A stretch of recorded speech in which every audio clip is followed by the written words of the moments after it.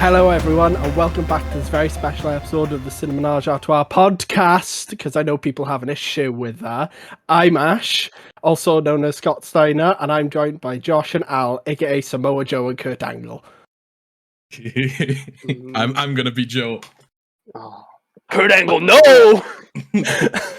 Senor Joe, the numbers don't lie. They spell disaster for you at sacrifice. As someone with a maths degree, it is completely accurate. The numbers don't lie. The numbers don't lie. But as I said, it's a very special episode. We have a guest. We are when it's not just the three of us being absolute melons. We Run have the intro. Good. And now, ladies and gentlemen, the moment you've all been waiting for. Forged in the city of steel, weighing in at 250 pounds, the ironclad king and brick shithouse, Curt Atlas! Hi guys, how's it going? Hi. Hello. This is a bit strange. We've never had a guest, so we don't know how to act in this situation. First, I have a special guest. Very special guest. Yeah. Big man. Big man. Brick shithouse. He is a big man as well. Yes, he is a big man. He is built like a brick shit house. I believe we do have a few things to get through. We do. We probably get to talk to our guest about themselves, though. So, Mr. Newsman. Mr. Newsman, take it away. The first news story of this week, Bonnie Ross, the studio head of 343 Industries, has left, citing personal reasons for doing so. Apparently, though, it was linked to the fact that Halo Infinite has underperformed massively because Microsoft wanted it as competition for Destiny, and she was apparently forced out. There was someone who was hired to take her place, but I've completely forgotten who it was. I do remember. Yeah, I know, true professional. I do remember that he's the man credited with saving the Master Chief Collection, though. What do you mean saving it? Well, when the Master Chief Collection launched, it was in like a proper state. Was it? Yeah. So Okay. he pretty much dragged it out of the mud and made it the semi-passable game it is today. I might have just offended all the Halo fans, I'm sorry. But she's been the studio head of 343 since its inception, so this is kind of wild that she's stepping down. Oh. But, you know, I don't really know much Halo's not been about doing good. Halo's development. Halo's not been doing good, and this seems to be a big blow for Halo. Does anyone still play Halo, yeah? Mm-mm. I haven't touched it myself for a few years. I played the first season of Infinite, and then I I haven't touched remember it since. I used to play Halo 4 with you, Curt, didn't I? I think so, yeah. Yeah, we used to play Halo 4. Was that back on Xbox 360? Yeah, Xbox 360. I love my Xbox 360. Moving on, the next story is that 25 years after its original release, GoldenEye 007 is being re-released on Xbox consoles, including achievements, 4K resolution and smoother frame rate, and split-screen local multiplayer. Now, the reason I've brought this up is because, like it says, split screen. It won't have online functionality on Xbox, and we will be bringing this up again later, but it's also re-releasing for the Switch, and it'll have online functionality on the Switch. The choice of words the Rare put up is quite interesting to me because they've said faithfully recreated. So is this a full ground up remake? They didn't show any footage, so I can't tell you. 4K resolution. I mean, mate. Or is it just going to be smoother the game frame rate? I think it's just going to be the game. Mm-hmm. But this is incredibly funny considering Microsoft have pretty solid online functionality. They have a pretty solid online service, and Nintendo Switch Online is held together with bubblegum and duct tape. So it really is, isn't it? The online functionality of the Switch is pretty jank sometimes. It's a bit wild to think that the Switch will have online functionality for a game that is pretty much lauded for its multiplayer, and the Xbox won't. Perfect. But other than that, that is that story. The next story is The Witcher Season 4 and 5 will reportedly be written and filmed back to back. I don't like it when stuff like this happens for sure. No. Because they get lazy with it. Season 2 was already iffy. I have only seen part of season 1. Season I one is enjoyed very season 1. season one is very good, and it recreates it, like tells the story of the book that it's based on very, very faithfully, in my opinion. A couple of episodes in season 2 take stories from the book and adapt them very well, but then change some things that don't really make sense. And then towards like the end of season 2, it sort of just all goes off the rails. It doesn't Aren't the really books make like notoriously hard to read though? I've They're read, in a weird order, aren't they? yeah. I was but if- listening to the audiobook and I didn't. I like it. I liked thought the it was audiobook. quite bad. But Like, I think there's it a was lot the of time voices. skipping, right? Yeah. yeah. But with so seeing this, obviously we don't know when season 3 is coming out either, unless that's been announced and I've missed it. Professionals. But this, I don't like the sound of this. I don't like when things are done back to back. No, because it just feels like it's only going to be half a story for a season. Some of these, I feel like people just need time away from things as well when they're working on them. Yes. 100%. 100%. The next story is Yakuza Like a Dragon 8 will arrive in 2024 for PlayStation 5, PlayStation 4, and the Xbox series of consoles, as well as the Xbox One, Windows, and Steam. One series I really do want to get into because I've really enjoyed what I've played of the Yakuza series. I've played a bit of Yakuza 0. I know you like Yakuza, don't you, Curt? I'm currently playing through the remake of the first one, Yakuza Kiwami. I actually own every single Yakuza game. I just literally bought them all recently on PlayStation. They're good games. From what I've Yeah. played of Yakuza 0, it's a very, very good game. It's very fun. Yeah. Aggressively Japanese. I was Oh, saying yeah. this about another game that we'll talk about later, but the combat in Yakuza is just really fun. Yeah, I included this Yeah. story because it didn't seem to be at the state of play, but it also got announced like the same day. Yeah, So I can't remember them showing it. this got announced the same day as the state of play, but it wasn't actually there. Weird, isn't it? That's The strange. next story was brought to me by Path, and No. this is a first look at David Harbour as Santa That Claus. was me! Was it you? Yeah, Yeah, I it was was going to say, bro, have I done the me. thing where I send you news and then forget about the news? I don't again? know. No, it's me! I don't remember who brings me the news stories. I just talk about them. He's just the newsman. So, first look at David Harbour as Santa Claus in a film called Violent Night. The action thriller follows Santa Claus as he must save a kidnapped family from mercenaries on Christmas Eve.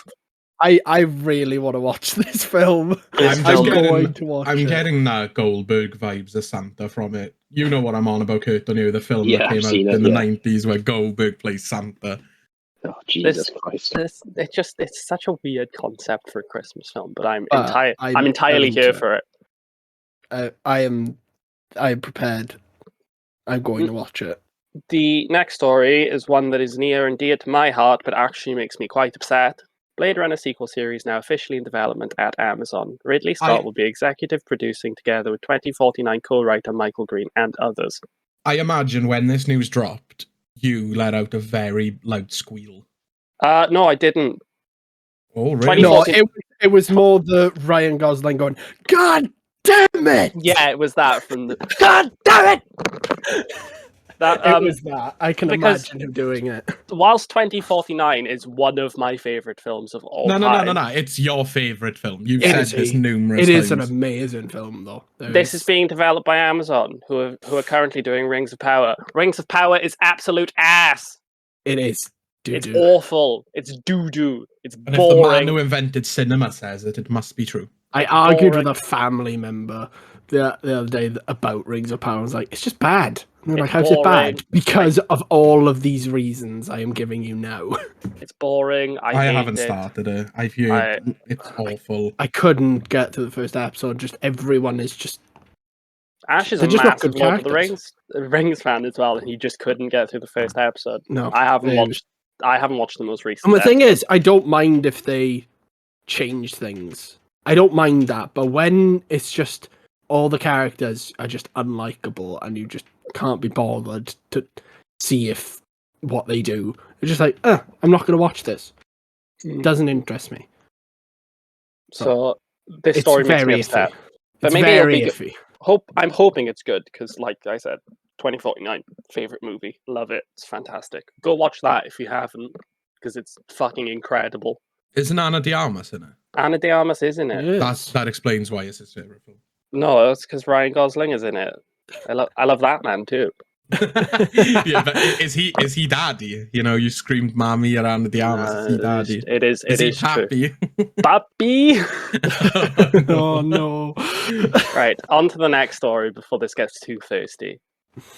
A Constantine sequel is in development that Warner Brothers, Keanu Reeves, and director Francis Lawrence will return.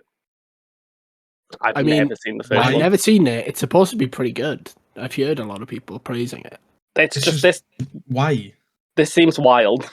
It does. It's an absolute crazy decision. Well, hopefully it goes well. I would have rather them just do a new film with Matt Ryan personally. I was just about to say that. Yeah. Yeah, from what I've Matt heard. Ryan's class. Yeah, from what I've heard, Matt Ryan is like. But really good. Matt Ryan was in. They brought him into Legends of Tomorrow, didn't they? They Yeah. did. He was in Legends of Tomorrow. For a Wasn't while. he in Arrow or Flash for a cameo appearance as well? He's been. I think Maybe he's been in a few with them. crossovers and stuff. 'cause He's they just cross really over. good as the role. Now, this is probably the biggest news story of this week, and I feel like we all have something to say about this. The tweet that I've got for the news is just a reminder that this happened, but a massive leak of GTA 6 happened over the weekend. Like a huge leak. I believe 90 videos of a build from 2019 were posted. And the source code. And the source code, yeah, that's the big thing. And I saw a tweet from the guy who originally leaked it. Like it was a screenshot of the guy who originally leaked it, and he said like he has a test build of the game. I've also Take that with a grain of salt, but Yeah. the things I've seen from the guy that leaked it were like, Rockstar, get in touch with me. The other thing he said Fucking was hell. that it went unexpectedly viral, as if he didn't leak 90 clips of literally the sequel the to next GTA game. Like, the literally the sequel most to the top. anticipated game like at the moment, isn't it? Well, it's literally the sequel to the top-selling game on the planet. I mean, it's It's- not though, because it's- Minecraft. Nah, don't count. it Minecraft. is wild. It is crazy because there's a person who leaks a lot of information about Marvel's Avengers, and Mhm. people went attacking him for a bit, saying, "Why did you leak this? You did this." And he's like, "I didn't do this. I did." He had to. He's deleted his account now. This guy Because is literally people on went like some sort of wanted list now. Yeah, it's crazy. Yeah. It is Um, crazy. I've seen a lot of people saying that it looks like ass, It doesn't though. but for a 2019 alpha build of a video game, it looks pretty good. It looks like the world looks incredible. The It clothes, kind of looks. It they looks look almost incredible. like a finished Ubisoft game. Oh, burn. Oh my Oh, god! Oh my god! Oh my god! God. If we I ever mean, in all make it big, they're not, actuality, though, it does because Ubisoft games are ass. they're not sending us any review codes if we ever make it big. Do we want to play the next iteration of the hit franchise Watch Dogs? Do we want No. I to mean, play Watch Dogs Legion Far was Cry? good. Oh, I lost interest after an hour. and a I half didn't of play it. Watch Dogs Legion actually. Far Cry 6. I turned off. Far Cry 5. I turned off. I don't think I finished any of those games that you just I mentioned. haven't. I haven't liked an Assassin's Creed game since Black Flag. Yeah, but you have also admitted that you just don't like RPGs now. Yeah. So But as much as it's cool to see GTA 6, this almost definitely sucks. I still think it's coming out next year. you think? See, I Yeah. would have thought next year, based on all this development stuff, I would have thought next year if it hadn't been leaked.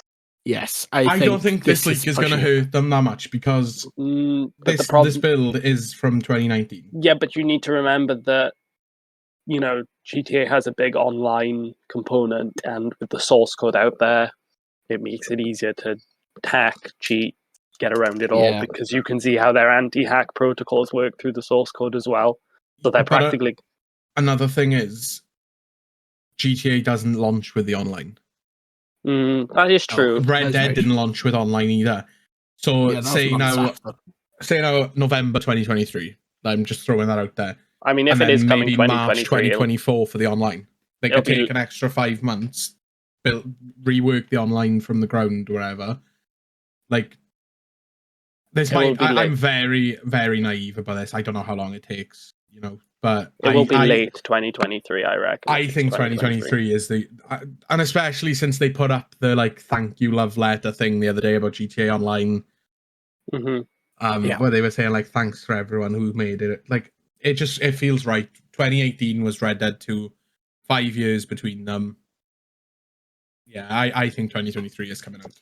But for anyone who's still on the fence about thinking this leak might not be real, one, Jason Schreier confirmed that it was real, and he's the #1 games journalist and is very reputable. Two, Rockstar themselves put out a message saying that they'd had a network intrusion and that someone had leaked their game. So it's real. It's real.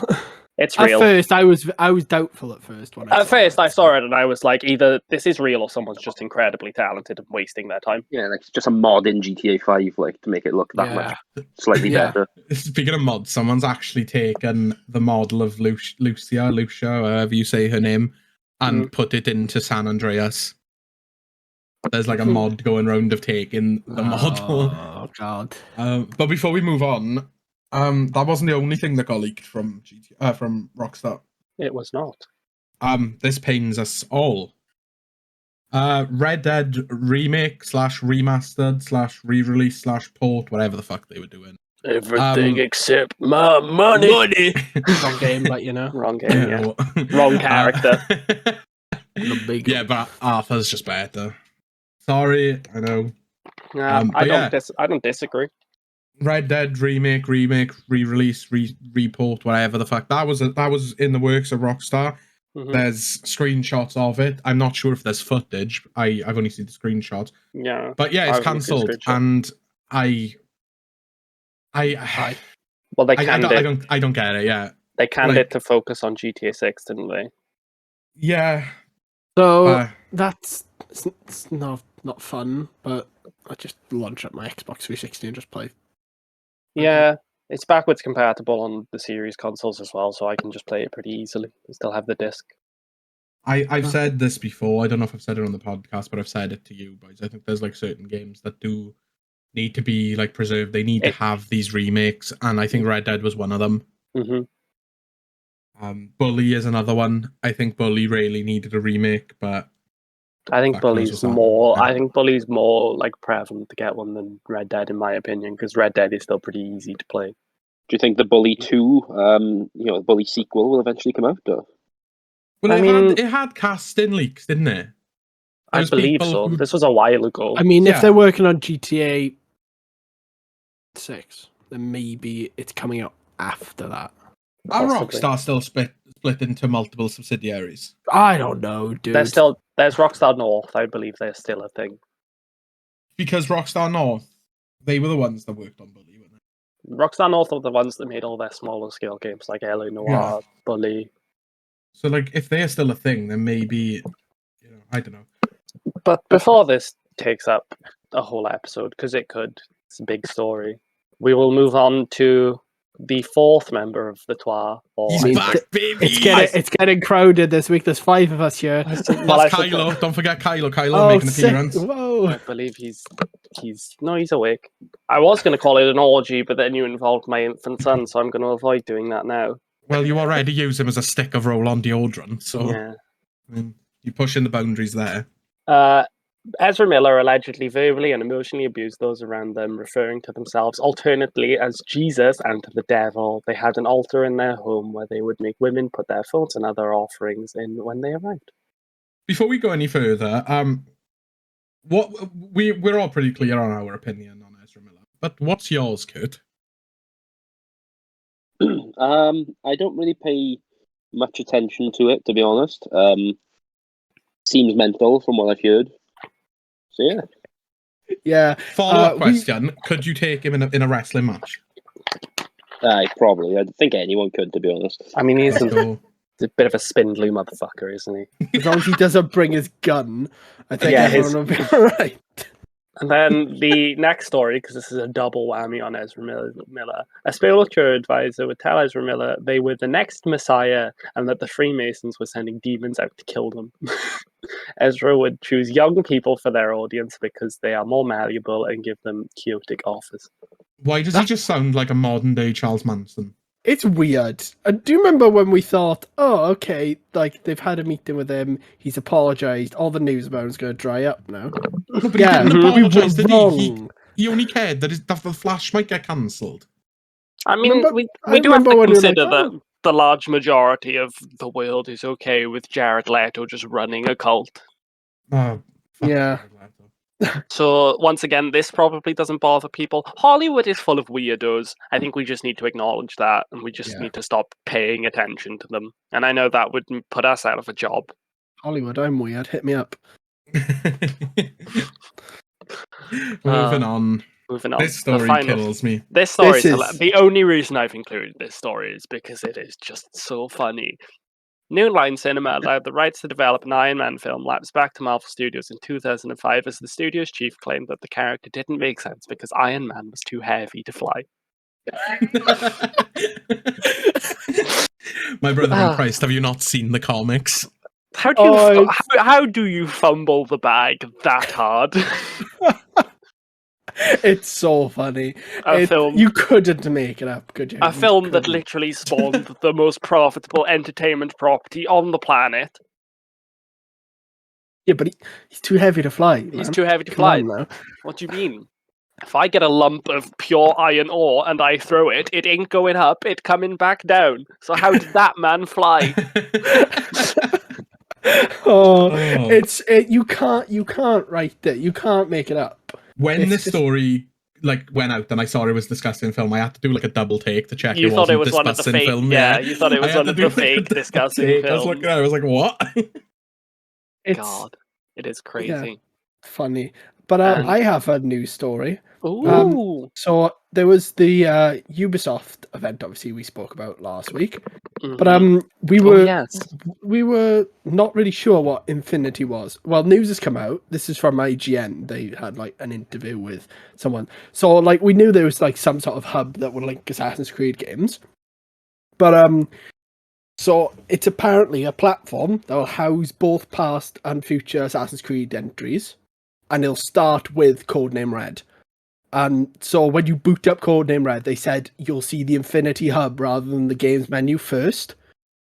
And it's kind of like a launcher, but it's under the guise of like an in-engine Animus. That sounds pretty cool. Yeah, every game will be displayed as DNA memories rather than games. And like they said, it's going to evolve over time. And the modern day story is only going to take place in Infinity. So you can go into it without knowing Desmond and who Layla are. Mm-hmm. And you can just immerse yourself in the past and you don't need to know all the present day stuff. That's cool.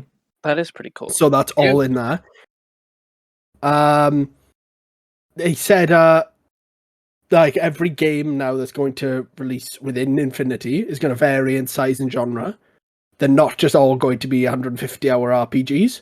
That I'm happy about. Yeah, they said they want people to go beyond the expectations of Origins, Odyssey, and Valhalla. And they even stated that Hexy and Red are taking different tracks. Now, Red's supposed to be an RPG.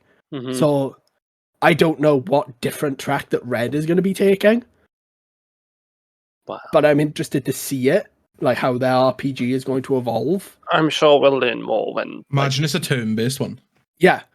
No, they said it is open world action RPG. That's all we know of it. I'm imagining when we get, actual names for these instead of code names and like actual material, other than settings and like suggestions at settings, we'll learn a lot more about how the games will play and stuff. There's going to be an encyclopedia that will be moved within Infinity, apparently. So that's pretty interesting. That's pretty cool.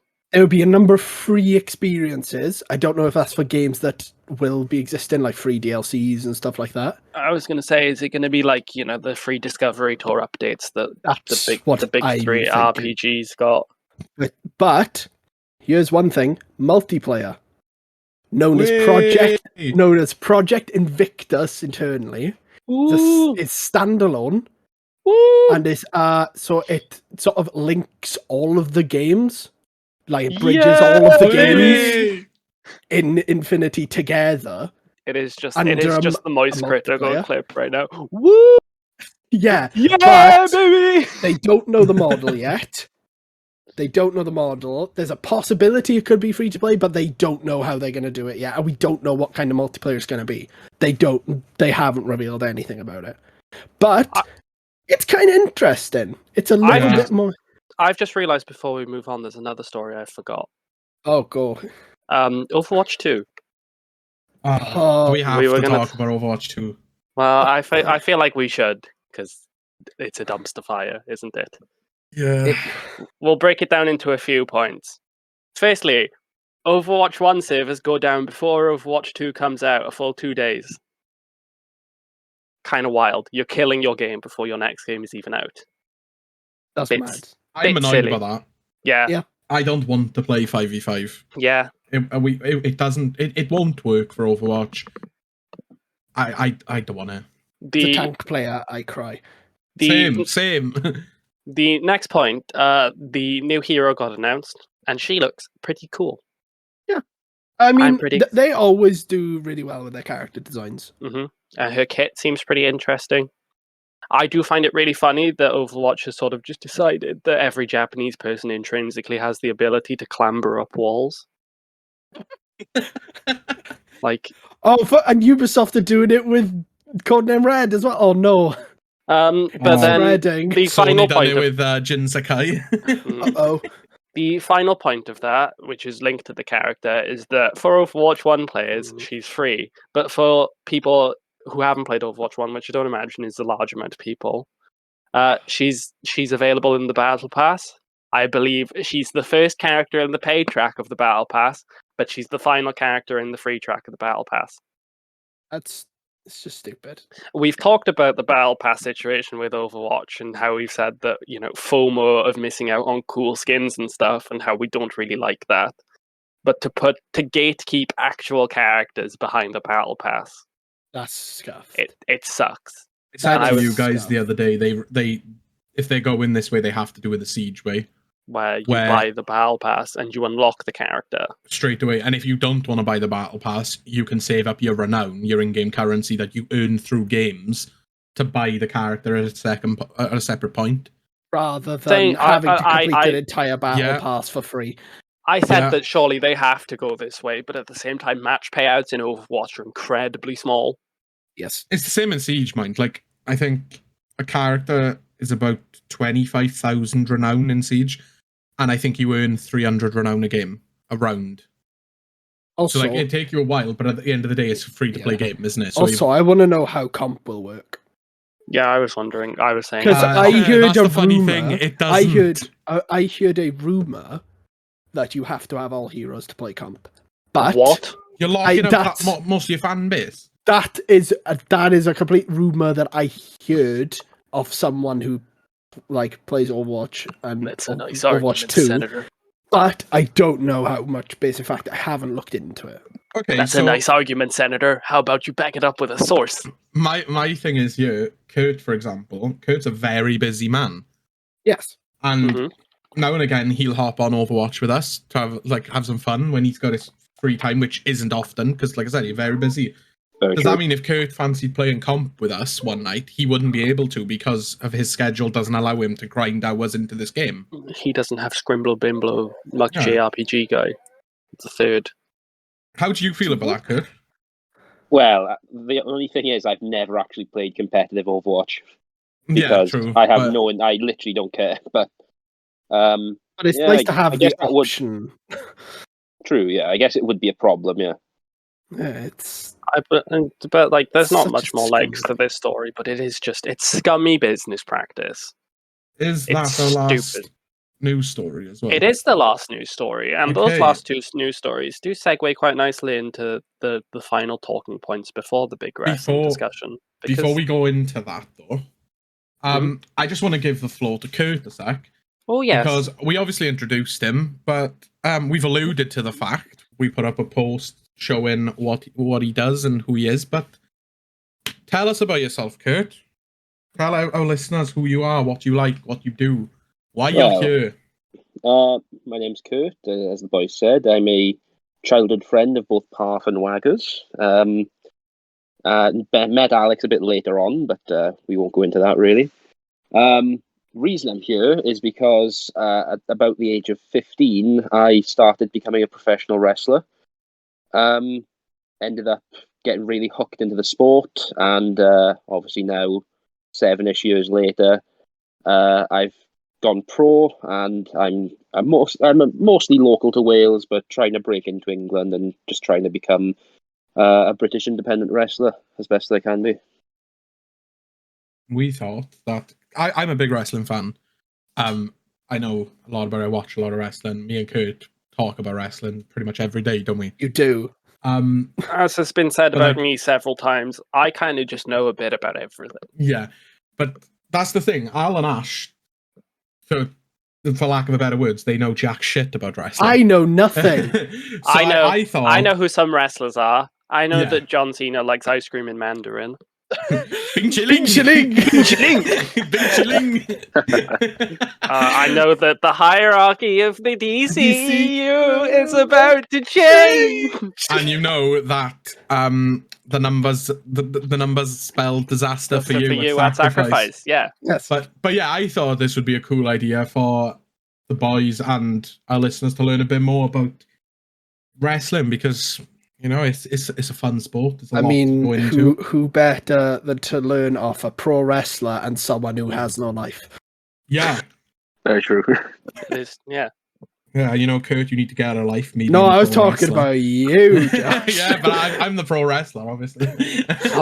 Obviously, Josh is the pro wrestler, and Curt, the man we've already stated is a very busy man, has no life. But yeah, we, as it's our first guest, we've given Curt the honours this week of picking our actor for there in that. And who have you picked, Curt? I've gone for Harrison Ford, of all people. We got some. I think we're going to get some interesting ones. Are we letting Curt go first on this, or are we? It's completely up to Curt. He's the guest. I think I'll go last, actually. Okay. I want to take first then. Okay. I'm sure we've all heard of a very big film franchise called Star Wars. Oh, no. I think we'll go back to A New Hope now. I think A New Hope, roguish character called Han Solo. I think Harrison Ford would be brilliant in that role, and I'm sure he'd absolutely love it, and would have no problems going forward in the future doing 5 movies. Oh, no. I'm sure he'd have no idea whatsoever. I'm sure he'd love it. And I'm sure every interview he would go to that he'd be so enthusiastic about Star Wars, and that there'd be no hate for it whatsoever. Okay. Obviously, can I get mine out of the way before you get your serious one? Yeah, you can get yours out of the way. Because I feel like Ash just got the same character, and I want to beat him to it. So, as we know, Harrison Ford absolutely fucking despises Star Wars. He's very publicly said that he only cares about the money. While I'm not casting him in a Star Wars role, I'm casting him into a role that has Star Wars in its name. So, is anyone a big Adam Sandler fan here? Anyone like Adam Sandler? Oh no. There's a film called That's My Boy. Oh no! And while he's of Han Solo fame, I think he'd do wonders for the role of Han Solo Burger in That's My Boy. Oh my god! No. And I just want him to get fucking annoyed yet again that he's going by Han Solo. Yeah, I think it'd be fucking hilarious. Poetry. It rhymes. But yeah, no. I do not have that one. Okay, cool. Holy Christ.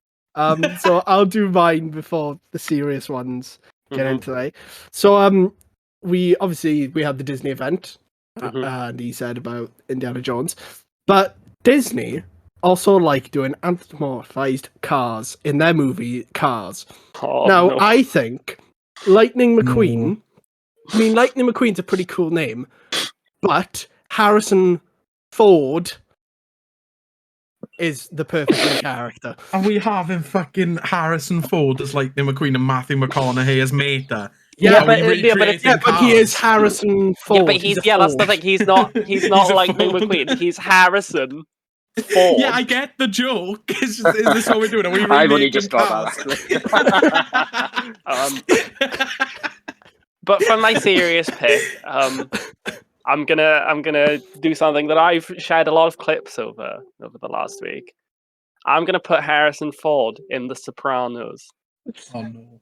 But I don't know how to feel about this. I'm gonna have Harrison Ford have no effort to do an Italian American accent. He can just sound like he does. He doesn't have to even embrace the culture. He can just be Harrison Ford in The Sopranos. But that's my pick. What are you gonna do? What are you gonna do? What are you gonna do? I've got an actual serious pick. Okay.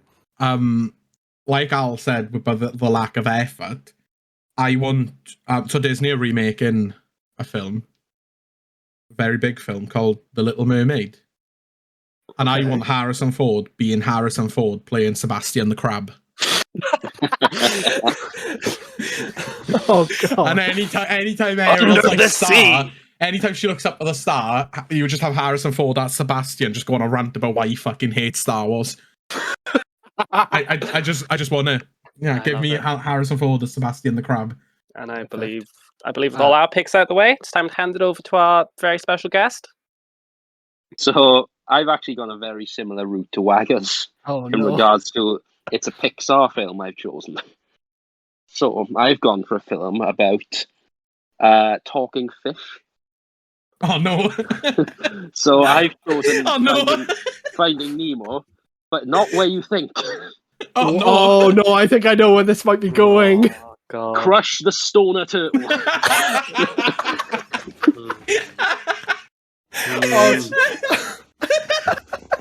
I mean, this all sort of lines up because didn't he used to build hot tubs that had weed in them? Yeah. Oh my god! When he was a carpenter, it's like poetry. It rhymes. That's perfect casting. Oh my god! Christ almighty! The Photoshop for this week's episode's going to be so fucking funny. I know we don't give out awards for there in that question mark, but I think we should this week. I think we should. I think we should make an honorary there in that awards show. I'm picturing it now. We're going to have Harrison Ford as Crush the Stoner Turtle, and then Harrison Ford as Harrison Ford playing Sebastian the Crab riding on his back. Oh god! It's very ocean-centric today. We're just going to have a submerged Ford.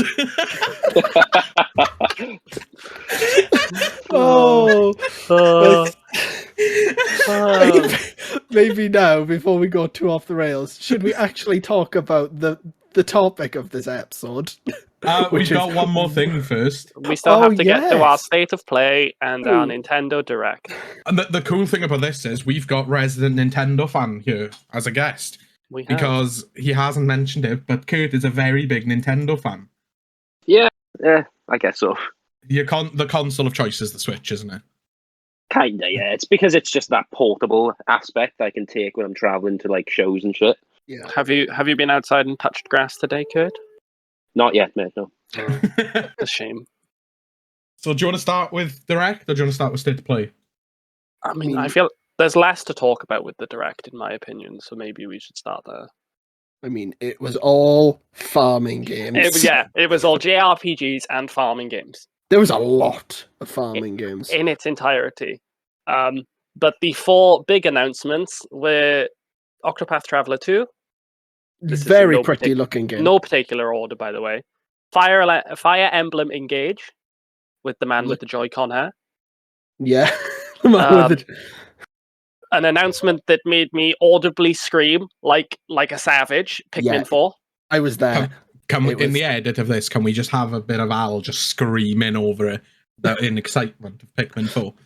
And then the reason that this Direct was probably delayed in the United Kingdom, The Legend of Zelda Breath of the Wild 2, now officially known as The Legend of Zelda The Tears of the Kingdom. Too soon. Too soon. Ripley Z. You would have loved to play Octopath Traveler 2. I'm so sad that you didn't get to. Rip Lizzie, she never saw the GTA 6 leaks. But I think the Pikmin section of the direct was like the highlight for me because they got Miyamoto, like, you know, Nintendo's big boy Miyamoto. He showed up, and this is essentially how it went. The Mario movie is happening. Here is an extended look at the Pikmin mobile game, Pikmin Bloom. And then after that ended, he changed t-shirts into a Pikmin t-shirt. And then he goes, Pikmin 4 is happening. All right, bye. that was essentially it in just a nutshell. It was so funny. It was. But Tears of the Kingdom looks fantastic in my opinion. How quickly is the Switch gonna blow up when you play that game? Yeah, I was saying this whilst we were watching the direct. I was like, this game does not look like the Switch can handle. Like, I think Breath of the Wild really pushes what the Switch can do. Like, I think it's on its upper limit. So Tears of the Kingdom, I'm very skeptical about how it will run. Do we think it's going to be a cloud game? Because I know Switch do that. Yeah, because they announced Resident Evil Cloud, didn't they? Or do we think that the fabled Switch Pro will come out? I think well, I was saying this, like, I think it was whilst we were watching either Fire Emblem or Octopath Traveler. It's like the Switch is starting to show its age now. Yes, it is showing its age a bit. Like, the games are trying to keep up with big AAA releases, seemingly anyway. You know, it's barely on par with the PS4, isn't it? And an Xbox One. As stylized as they are, like, they're trying to keep up with the scale of, like, the console AAA releases, and like the hardware just doesn't allow for it, in my opinion. Like, I really like the Switch as a console. But yeah, I think the Switch is great as a console. Like, especially like the portability, as Curt said. You know, for someone who's busy like Curt, I'm imagining it's great to have a console that you can just take around with you. I just got the picture of Curt behind the curtain, like backstage, waiting to get announced to go and just absolutely decimate some Donnie in the ring, and Kurt's there just playing fucking Pokemon sitting on the floor. I could just picture it now. Catching a shiny fucking Zigzagoon. Just imagining this badass guy just before he goes out the curtain, like he's just sitting there playing Pokemon, having a whale of a time. You do not need to confirm nor deny. Yeah. The fact that you speak Pokemon as well, like, that's another thing that we should really talk about. Like, they've announced with the N64. The N64 digital console. Yeah, announced stuff like GoldenEye, Pilot Wings, Mario Parties 1 and 2, and 3, actually. And then my favourite announcement was Pokemon Stadium 1 and 2 as well. Yeah, that was pretty mad. Very surprised. Yeah, I did enjoy the direct, but the one thing about the direct that wound me up was the narrator. I can see what the game is, narrator. You don't need to tell me every time. It's so annoying. I saw like an ironic post like quite recently, just after the direct. Is anyone going to tell the narrator for the Nintendo Direct that he's describing games that have been out for years? Yeah, I just don't like their sort of way of chucking a narrator over things. I think it would be just so much better if they just played the trailers.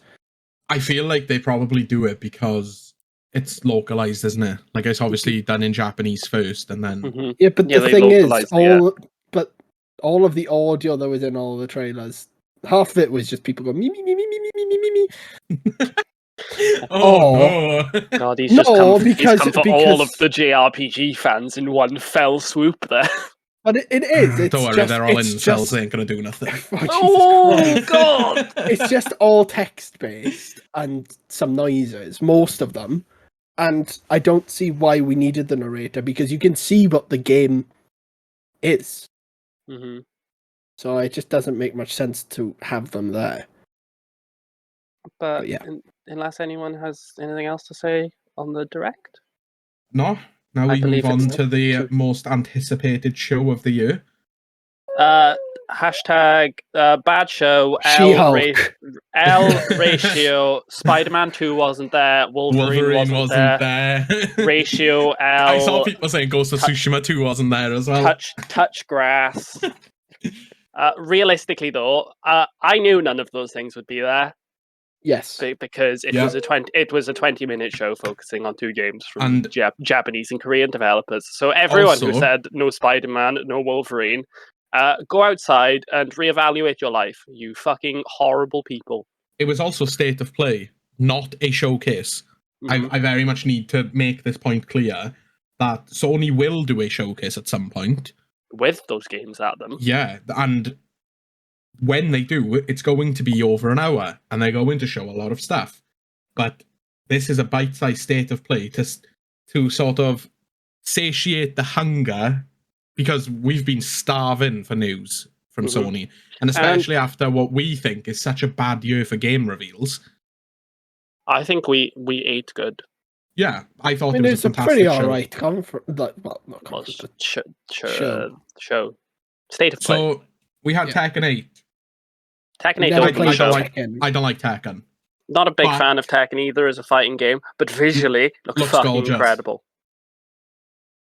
But I think we need just, like, because Street Fighter did it as well, I think we just need more trailers of fighting games where the main character just flexes their bicep, like, really aggressively. Like, you can see, like, all the veins and, like, the ripples and stuff. We just need that because, you know, fighting game characters, they're meant to be strong and outlandish and stupid looking. Make them look like that, please. When are the Tekken characters coming to Fortnite? They probably will be. Yeah, they will at some point. Just as soon as President Joe Biden and Queen Elizabeth II also get a release as well. Yeah, well, they've also put out Gorgonzola Larson on there. Gorgonzola Larson, yeah.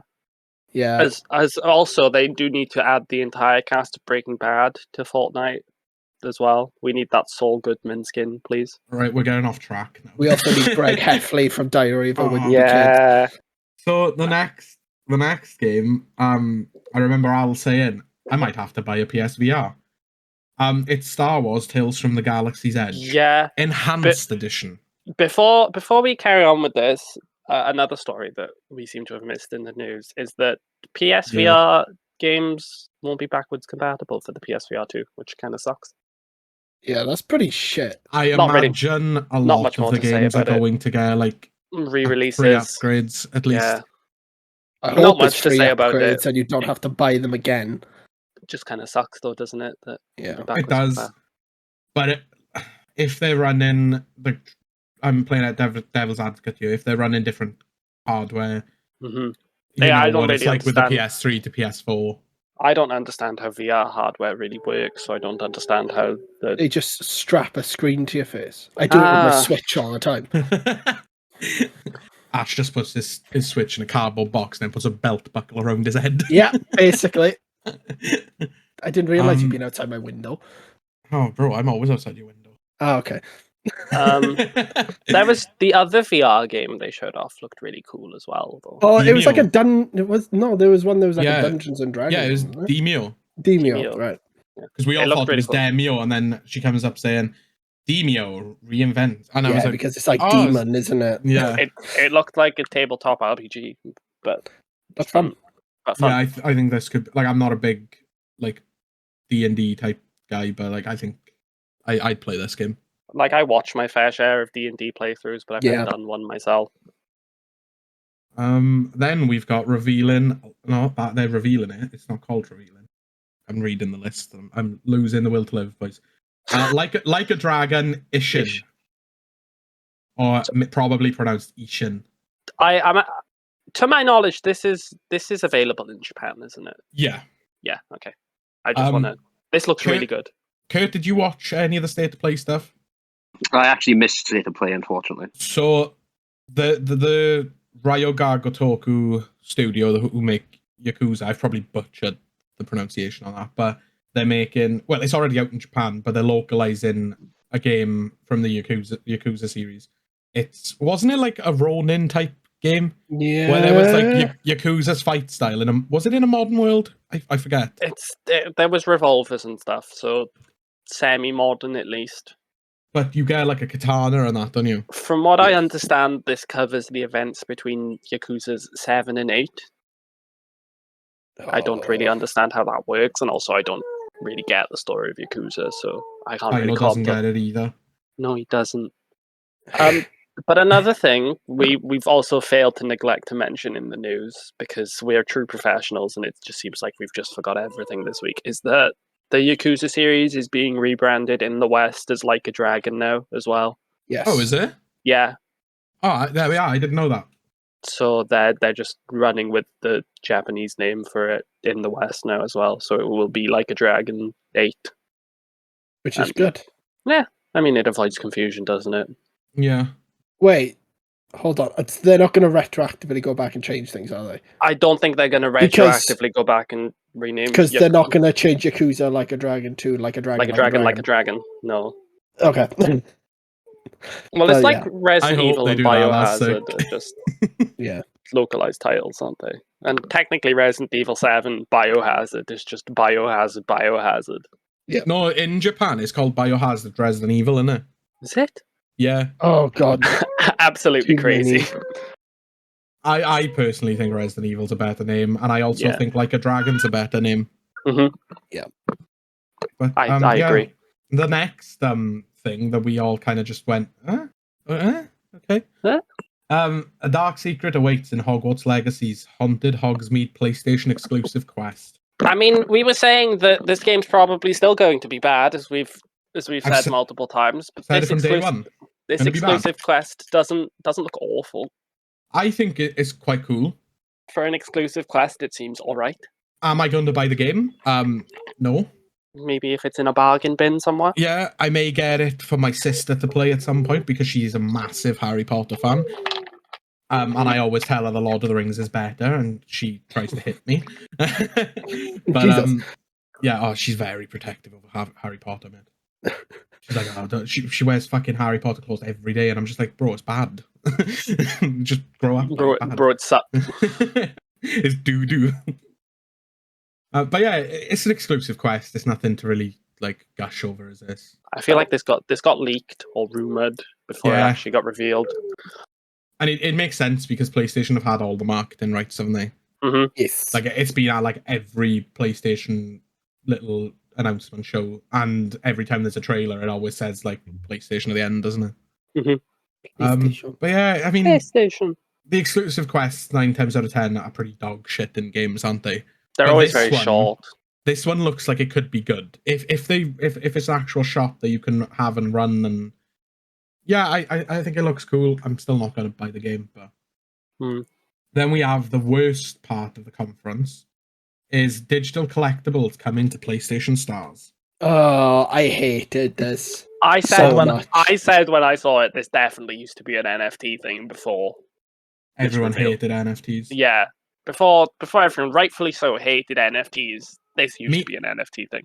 Me and Ash came up with like a good little idea when we were watching this, is that I said, similar to the Astrobot game on PS5 that comes bundled in, have a museum where you can display all your collectibles. Yes. And attach it to your profile. So you can it's like a walk-in sim through a museum. Yeah, and it also works with your VR too. Yeah.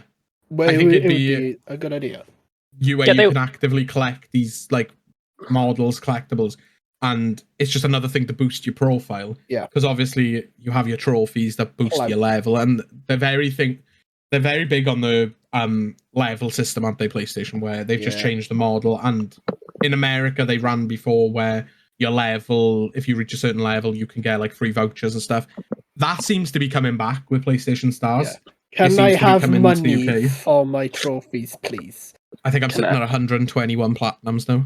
Yeah, because you outsource it to people. Well, because my girlfriend platinumed the 3 Spyro games for me. You call that outsourcing? Well, it is. I mean, no, she played on my account. That is exactly what outsourcing is. But I didn't tell her to do it. She wanted to do it. Also, who is collecting the treasures on Uncharted for you? I'm doing the crushing playthroughs. Who's collecting the trophies for you? Oh, shut up. Not the treasures.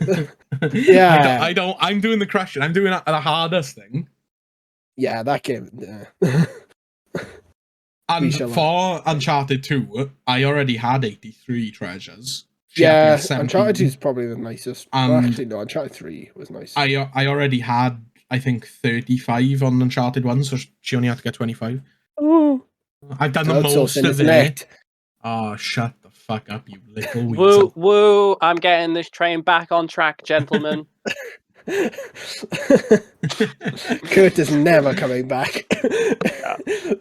It's all kicking off, innit? Pokemon. This is our first and last guest. It's probably This is also the final episode of the Cinemenage. Oh, we got it in, boys! So, yeah, next of all, we've got Stellar Blade, formerly known as Project Eve. I was about to say, the game formerly known as Project Eve. Anime. Anime. I don't really care. Looks alright. It looks cool. I'm not going to play it. I mean, all of these games looked cool, but I'm not going to play any of them. We missed the game. Well, you missed a game. You're reading the list. Yeah, I'll come back to it after this now. Okay. But yeah, anime. Anime. Anyone got anything to say about it? Anime, big monsters, fighty with sword. That's good enough for me. Summed it up. So, the game I missed was Pacific Drive. Oh yeah, I'm really excited for this game. Oh yeah, I remember this. Looked interesting. I think this is like, apart from obviously God of War, this is the one that I'm definitely going to buy day one. This looked really cool. I didn't really get what it was, but it looked really cool. Like, I can see Sony have had a really good string of indies lately. Mm-hmm. Like, you know, Stray, Roller-Drome, Sifu. Yeah. There's been a lot of good indie games that have come to Sony exclusive on the console. And I feel like this is going to be another one of those. But yeah, it's basically a driving game where there's natural disasters and like abnormalities happening around the world or something. Mm-hmm. It looks cool. We need to see more though, because I still don't really know what's happening. But interesting premise. Now the game that we all collectively jizzed over and filled a bucket up with was Rise of the Ronin. Looks fucking cool. This game, bro. What was the other game that Team Ninja announced? Because that looked really cool as well. That was a... Oh, shit. No, not so... Opening Night Live, that was. Shit, I can't remember. Jeff Keighley, shut the fuck up. Yeah, but they announced another game at that looked really, really cool. But this also looks really, really cool. Really cool. Isn't coming out till 2024, which I think is good. No, I think it's good because there were definitely some bits that I saw that were running. Yeah, it was janky. Yeah, it was janky, but you know, 2 years. So it gives it time. Release. Gives it time for the polish and stuff. So yeah. But yeah, I'm really excited for this game. Yeah. 2 more games left. Sin Duality. Which one Japanese, is that one? Japanese Titanfall. The other anime one. Japanese Titanfall. The Japanese Titanfall. Like the one in the direct that was revealed where they had mechs and they called the Bonzas. Ashen de Bonzo, what is he going to do? But yeah, it just anime game. When I don't know much about a game and I'm like, I just like anime game. Motherfuckers will really make Titanfall 3 without making Titanfall 3, will they? Yeah. Then we had the biggest announcement of the showcase, state to play, whatever you want to call it. A new fancy controller. Yeah. Yeah. PlayStation sent us over this exclusive. The thing is, I really like the controller. I know you two don't like it. I don't. I really like the design on it. But yeah, God of War Ragnarok, a limited edition controller. We also did get a new trailer for God of War Ragnarok. Yeah, we did. But you know, the controller outshines it. And like, because we were saying, why is God of War Ragnarok here? Because like, it is coming out like next month, the month after. Yeah. But all of us during the showcase failed to acknowledge like how hard that trailer actually went. Yeah, it's so good. I went so spoiling parts of the trailer like a second before they happened. Because he's I know this about North Are those the wolves that chase the sun and the moon? Immediately Atreus fires an arrow and they just blast off into the stratosphere. You're like, oh, okay. It looks really good though, doesn't it? It looks like such a good game. It looks like more of the first game, but with new features. Like he's got a zip line type thing now, hasn't he? It looks like a grapple hook thing. Blades of Chaos. Blades of Chaos. You've got the monster design, the mobs. They look really good. They look varied. That was one of the criticisms a lot of people had with God of War. Was it was just Draugr, it was not Troll, and Ogre. In sad news about the game, the Valkyries are coming back and they look mandatory. They were. I'm looking forward to that, boys. The Thor fight looked really cool. Just with the Leviathan axe and Mjolnir colliding in midair. Tia looks cool as well. Tia does look really cool. And obviously the line, "Death can have me when it has owned me." Coldest fucking line in any game I've ever made. Like, Kratos literally has no chill. I can't wait for this game. Day one immediately for me. Day one immediately. Problem is, Frontiers is a day away from it. Shut the fuck up, Fairy. Nobody cares. I managed to get Sonic in this week. But yeah, that wraps up all our announcements. And now we move on to the bulk of the podcast. The bulk of the episode. Where we've been teasing a match. It's happening. We are going to go and kick the shit out of Curt Atlas. So thanks for listening to... Thanks for listening to the podcast this week. This is where we say it's the final episode. This is going to be the final episode because he is going to kill us. He's going to murder us. We'll be dead. This will be the final episode because, like we joked about before, we'll just be dead, and you won't bat an eye because we said it was the last episode. Yeah. And Curt can just say it was self-defense. Self-defense. So, 3 people showed up at my house to beat me up, and I killed them.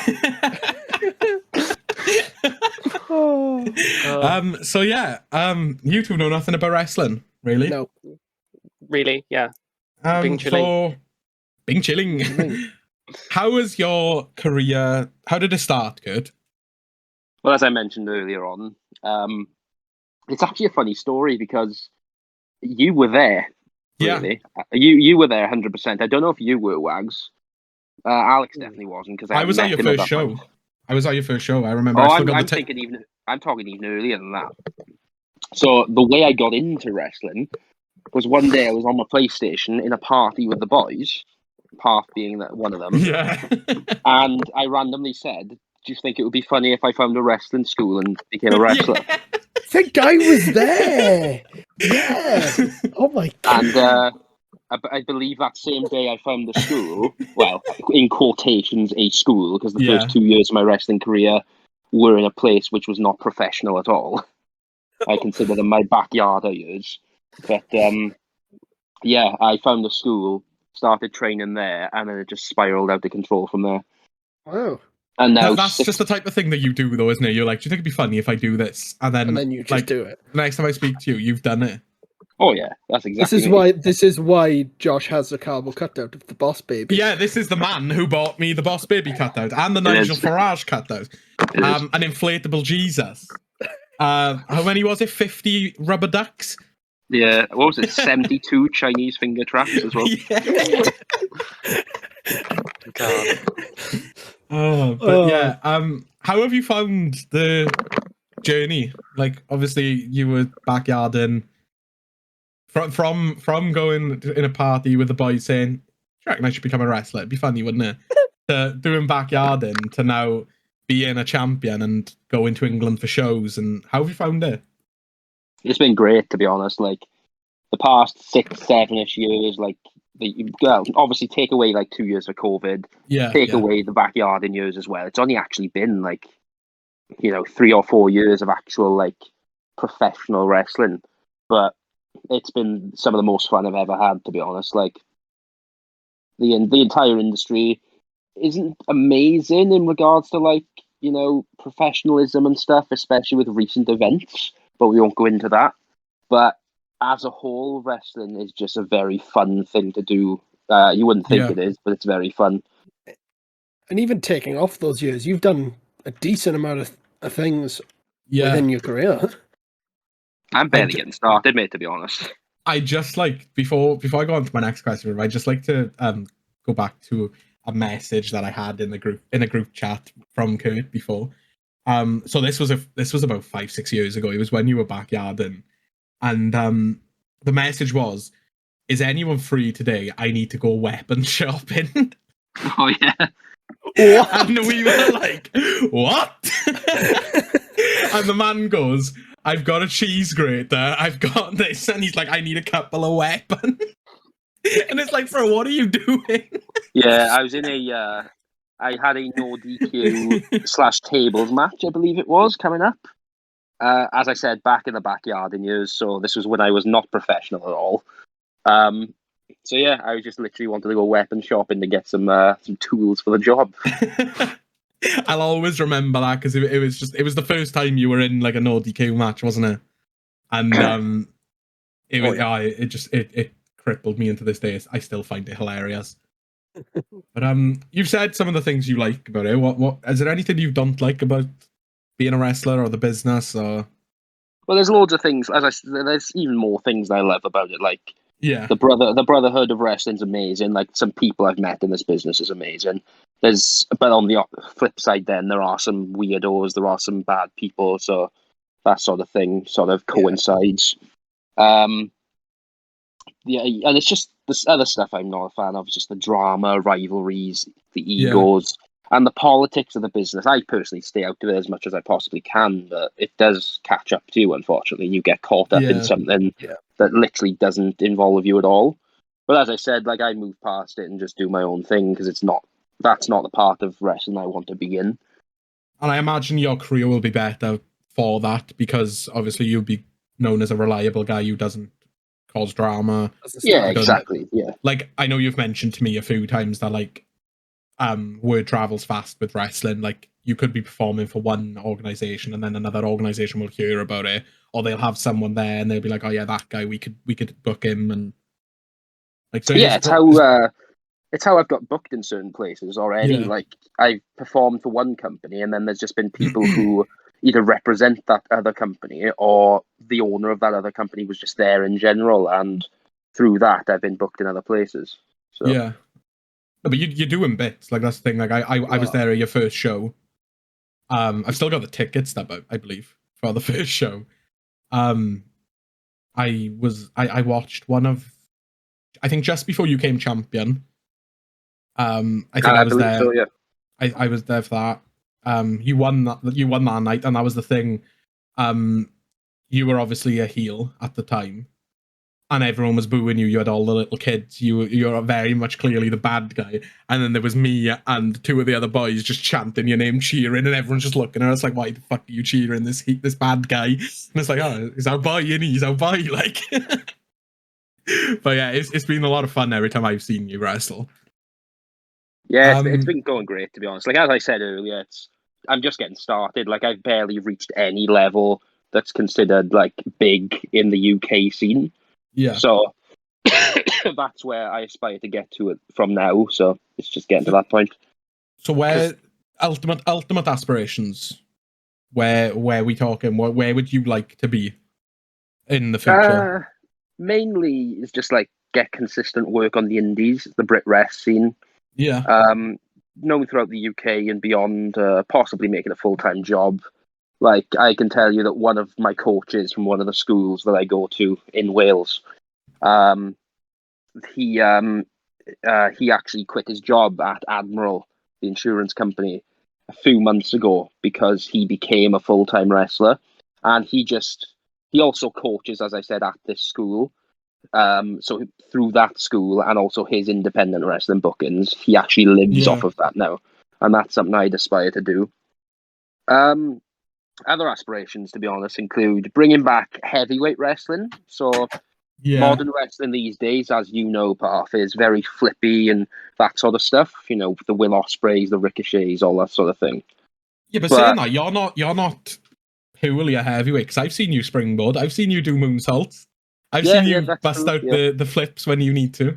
Yeah, I can do that stuff, but at the end of the day, I'm also a very like classic heavyweight like wrestling lover. Like I'm a big fan of just like, you know, in lack of a better term, big meaty men slapping meat. But here's the thing, Curt. Aren't we all? Very true. But yeah, to quote Big E on that, yeah.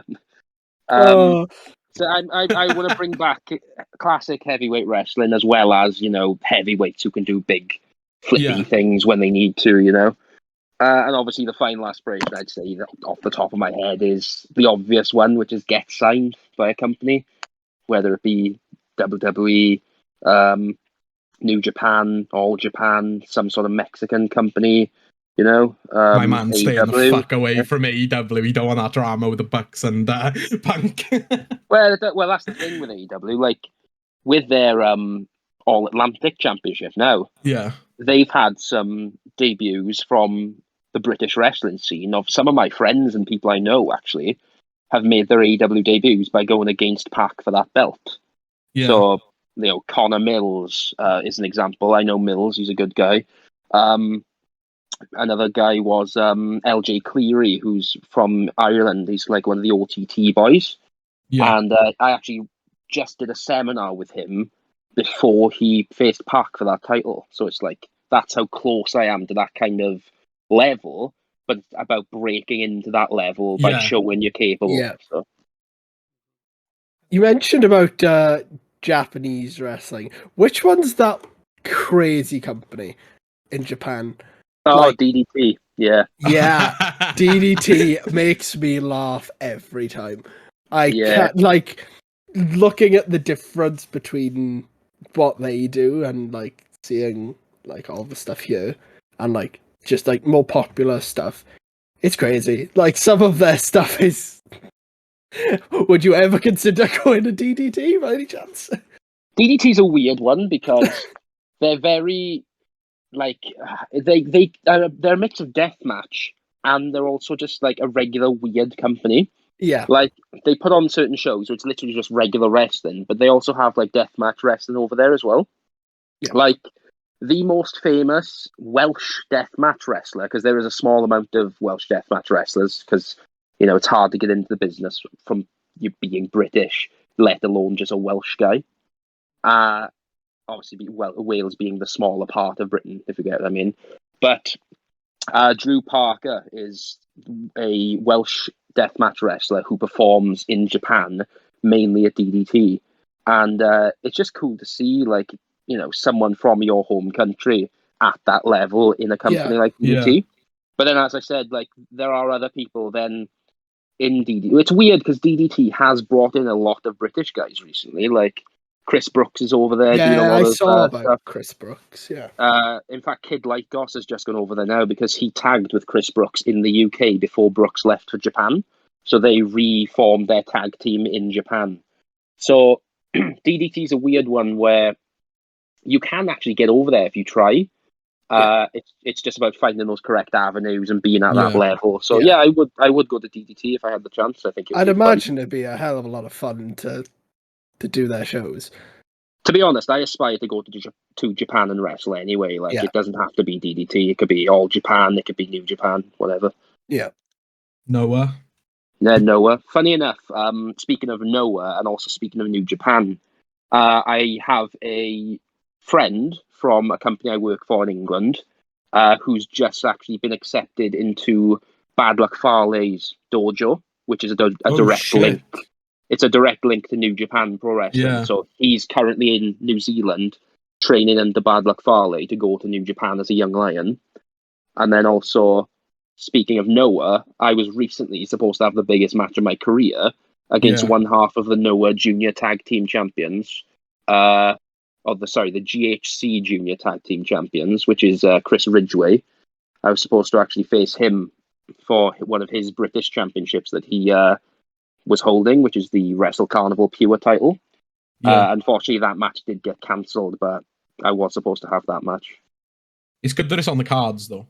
It's very weird how close these things are to you, even at my level. Yeah. Yet, it just takes one of those type of matches against someone like Ridgway or against a higher level UK talent to put you on the map as someone who is very capable. Sort of springboard you. Another cool thing is, like you said, that match got cancelled. They immediately found your replacement, which you said was one of your dream matches for the year, wasn't it? I have a list I put on my Instagram story at the start. Well, I put it on my list at the start of 2022 of just a list of local people and a bit more beyond that I wanted to face by the end of 2022. Yeah. Out of 26 names, I'm currently 13, so I'm halfway through. Pretty good. I got the replacement was one of the people who I needed to tick off the list, so in a way it benefited me. And what I was going to say was, you never know. Pac could be in the UK with the All Atlantic Championship. He could be defending it, and the guy he could be facing could pull out, and they'd be like, "Oh, Well, Curt Atlas is local. He's up here for a show.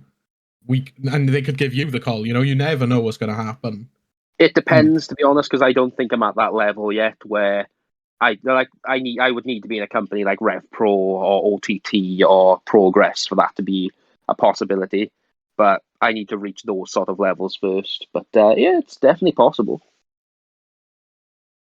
Well, I had a quick question. It's more smaller scale than the rest of the questions, but you said that you've been a heel, and I know for a fact that you've also done face as well. I was just wondering, like, which one of those you prefer? Like, do you prefer being the bad boy?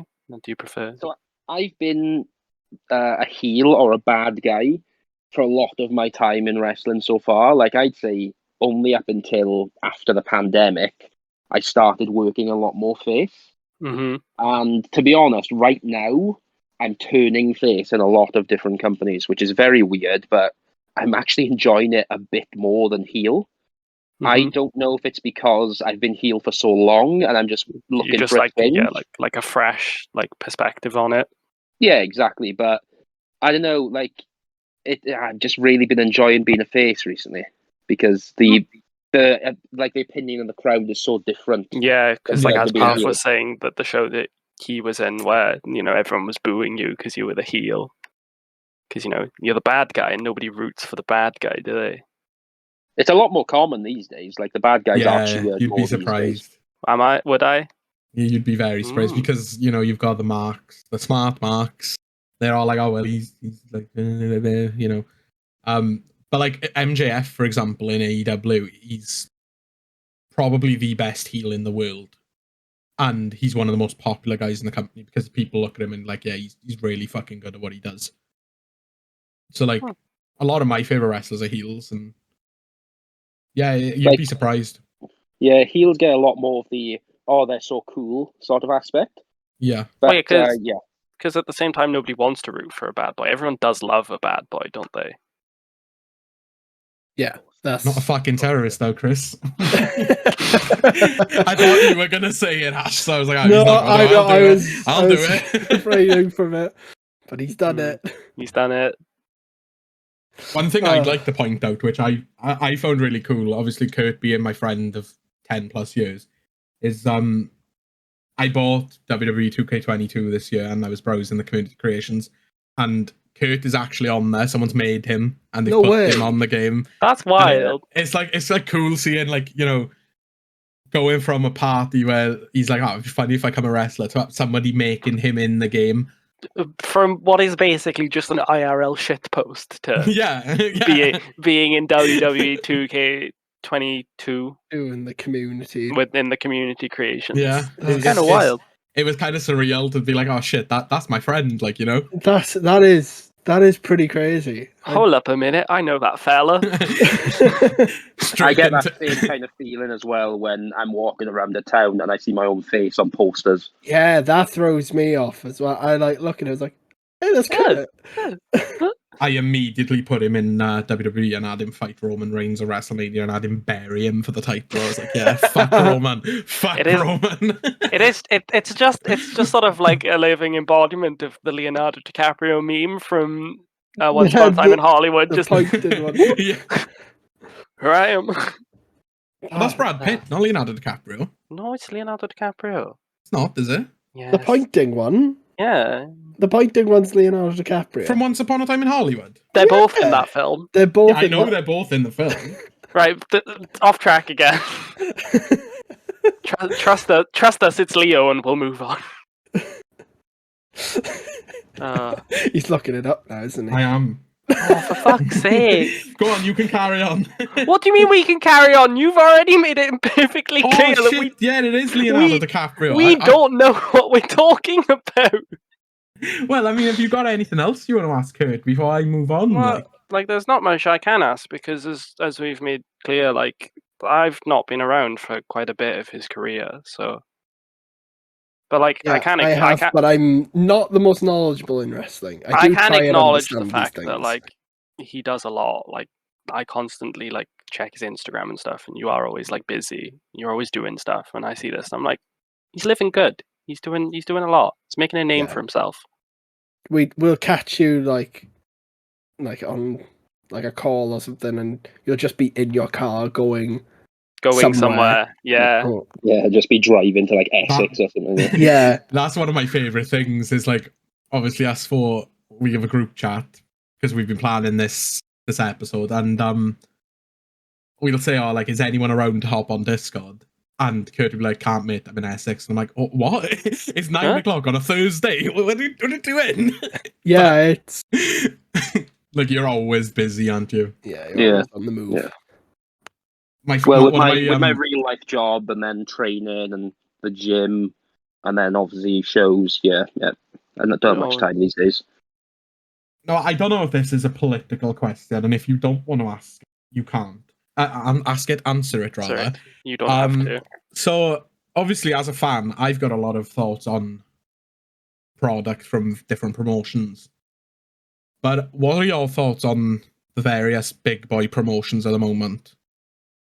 Well, I'll go through like some of the scenes as well in general, if you want. Yeah. So, in my opinion, right now, the UK indie scene before the pandemic was on the rise to become one of the greatest scenes in wrestling. Yeah. Now the pandemic's over, and obviously the speaking out movement has cleaned up some controversial aspects. Yeah. Hopefully, the British scene can rise up again and become one of the best in the world. But the scene just before the pandemic was ridiculous. In regards to the big boy promotions, just before like Vince McMahon retired, WWE was on a fall from grace. Yeah, as everyone kind of knows. It was awful, wasn't it? But to be honest, I'm really enjoying it. Like right now, like some of the stuff that they're putting out right now is amazing. And obviously like Triple H and stuff like that. Yeah, we always knew, didn't we? Like once Vince left, that Triple H would get the shit together, and like because he knows how to run a company. Like you saw that with NXT. Before it got taken away from NXT, was like some of the best wrestling around. I don't know if this is relevant to what you're talking about right now, but isn't Logan Paul about to do a title fight for WWE? Yeah. I thought so. Yeah, because didn't he show up? When did he show up? Because I was watched at WrestleMania. He was. That was it. Because this is the big joke with Logan Paul and his career, is that he sort of just skips to the boss fight every time. Because with boxing, he sort of just went straight to Mayweather. Yeah, like he's had 2 matches, I believe. And now he's fighting Roman Reigns. Yeah, I think he's had 2 matches. I think it was him and The Miz versus the Mysterios. And then at Mania, was it? He had Miz himself. I thought that was at Mania. Something. And then he had The Miz at WrestleMania Backlash. That might have been it, yeah. But yeah, those 2 matches happened, and then he left for a while to pursue, obviously, his other stuff he has going on. His other ventures, yeah. And now he's come back randomly, and the first thing he's done is challenge Reigns for both belts, and it's just kind of like, I dig what you're doing in wrestling because you're actually quite talented at it, but, you know, as you said, Al, he has kind of skipped straight to the boss level. Yeah. The thing is, they are fighting in Saudi. They're doing the Crown Jewel pay-per-view, and typically WWE under Vince McMahon would bring back a legend for those events, like The Undertaker, Goldberg, Kane even made an appearance. Shawn Michaels came out of retirement, and Triple H did. And I feel like the reason why they're doing it in Saudi is because they need that high-profile name. But all the legends are just done now. Like The Undertaker's fully retired. Kane is being the most controversial man in wrestling at the moment because of his views on the Roe versus Wade stuff. We won't get into that, but no, we don't discuss politics here. He's a very controversial man at the moment. Triple H obviously is running the company. He also can't wrestle anymore. Yeah, he sadly he had was it a heart attack? And it was a heart attack, I think. Yeah, that was quite scary as well. Like Triple H has always been one of my favorites. But I just don't feel like they have that avenue of legends anymore. So that's why maybe they're thinking, oh, Logan Paul, big name outside of wrestling. We'll put him in the spotlight. Like, he's not going to win. He's not going to win the match. It's more just to sell tickets to the Saudi audience. But yeah, I mean, I'm not gonna watch it. The Saudi shows are always awful, in my opinion. Going back to, you were saying your list of opponents, Curt. Yeah. I want to talk about your dream opponents, and I mean now, not just in the UK, because obviously a lot of them are very feasible for you to do right now, aren't they? Within this year, the next year.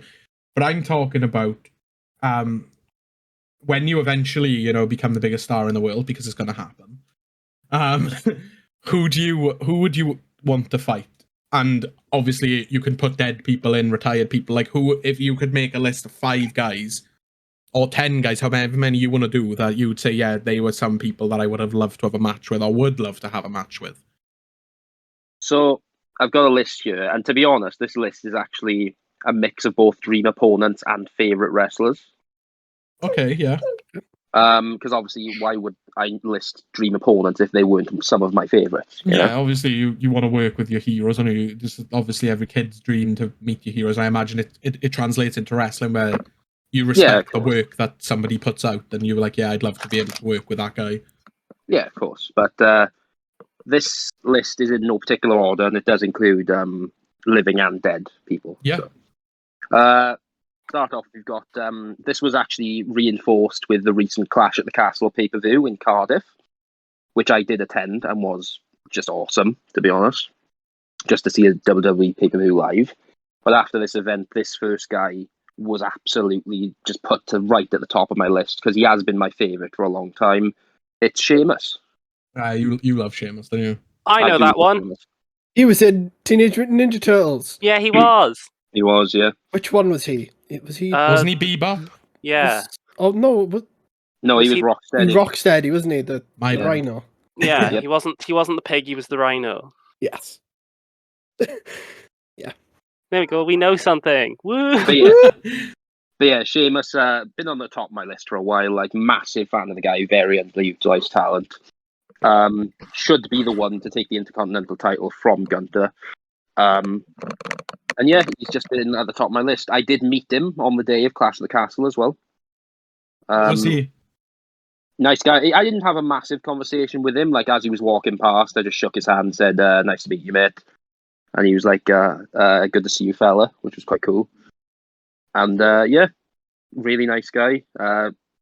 Obviously saw him then have his match against Gunther, and it ended up being his first ever 5-star match. Just incredibly underutilized talent, and I'd love to absolutely just have a great hoss fight with him. Yeah, hopefully that happens at some point. I like Sheamus. He is a good wrestler. Yeah, he's great. Second one, as I said, no particular order, is Scott Hall / Razor Ramon. Rest in peace, bad guy. Rest in peace. Oh, what a guy. Yeah, my absolute favourite member of the NWO, just because he, in his own words, he oozed machismo. Hey yo. Hey yo. Nah, you have to experience him to understand. You have to be there. Is it? He was the guy. Like, he's the coolest guy in the room. Also, another guy I've met in real life. Yeah. Yeah, I met him. Go on, sorry. I met him a year into my wrestling career when I was still backyarding. Randomly got the opportunity to work in an in-ring segment with him, where he did his signature toothpick toss at me before I was then super kicked by another wrestler. And yeah, incredible experience. That's fucking dope, man. That is dope. Scott Hall is one of those guys where, like, there's not many wrestling deaths that have like really hit me, and I've been like sad about it. But Scott Hall was one of them where same I'm here. a massive NWO fan, even though, you know, we both missed the Monday Night Wars. We were both too young for it. Like, it's always something that, like, I've loved going back and watching. And like, Scott Hall, he was just a man, wasn't he? Yeah, he was the guy. Next up is one you'll all know, Big Bad Mark himself, The Undertaker. I know that one too. Growing up as a kid, Undertaker was my absolute favorite. I mean, yeah, as a kid, I used to like know some things about wrestling, but I wouldn't say I was into it. But like everyone knew. Everyone knows who the Undertaker is. Yeah, that was like you could ask anyone and they know who the Undertaker is. The big hat and the coat is sort of like it's the image that everyone knows. Yeah, it is iconic. Mm-hmm. So yeah, my next one then, another unfortunately deceased person that we've lost, and one I really didn't appreciate until later on in his life and his wrestling career, is Brody Lee / Luke Harper. Mate, that was another one that really hit me. One of the most humble wrestlers I've ever seen. Obviously, it all came out after he passed away. How humble he was as a person, as a father, and how he made everyone he worked with just feel amazing about themselves. And yeah, it was just an absolute tragedy when he passed away. You always know how respected and how loved a person was when they passed on you.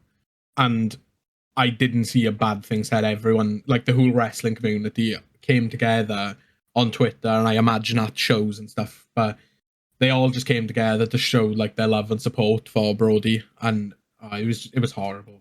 If you guys want to see it firsthand, Al and Waggers, watch the AEW episode dedicated to Brody Lee's life. I think it was his celebration of life episode, literally an episode fully about Brody Lee, and all the matches featured his teammates from the Dark Order.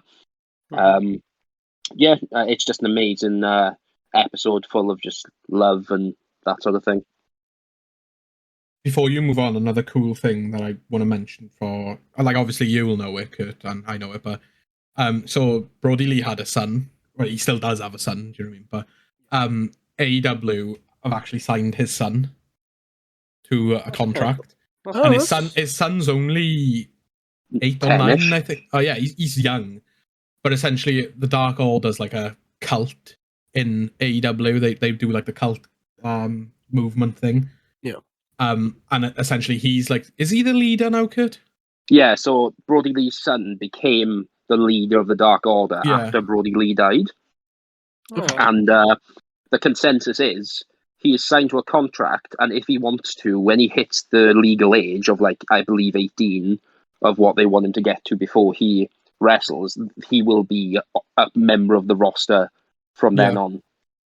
Like they're going to fully train him, and like, it's so by just the a time nice he's touch, 18, like, that shows how much he was respected. Yeah, exactly. Like, he was another one of the guys like that, like everyone kind of looked up to and respected.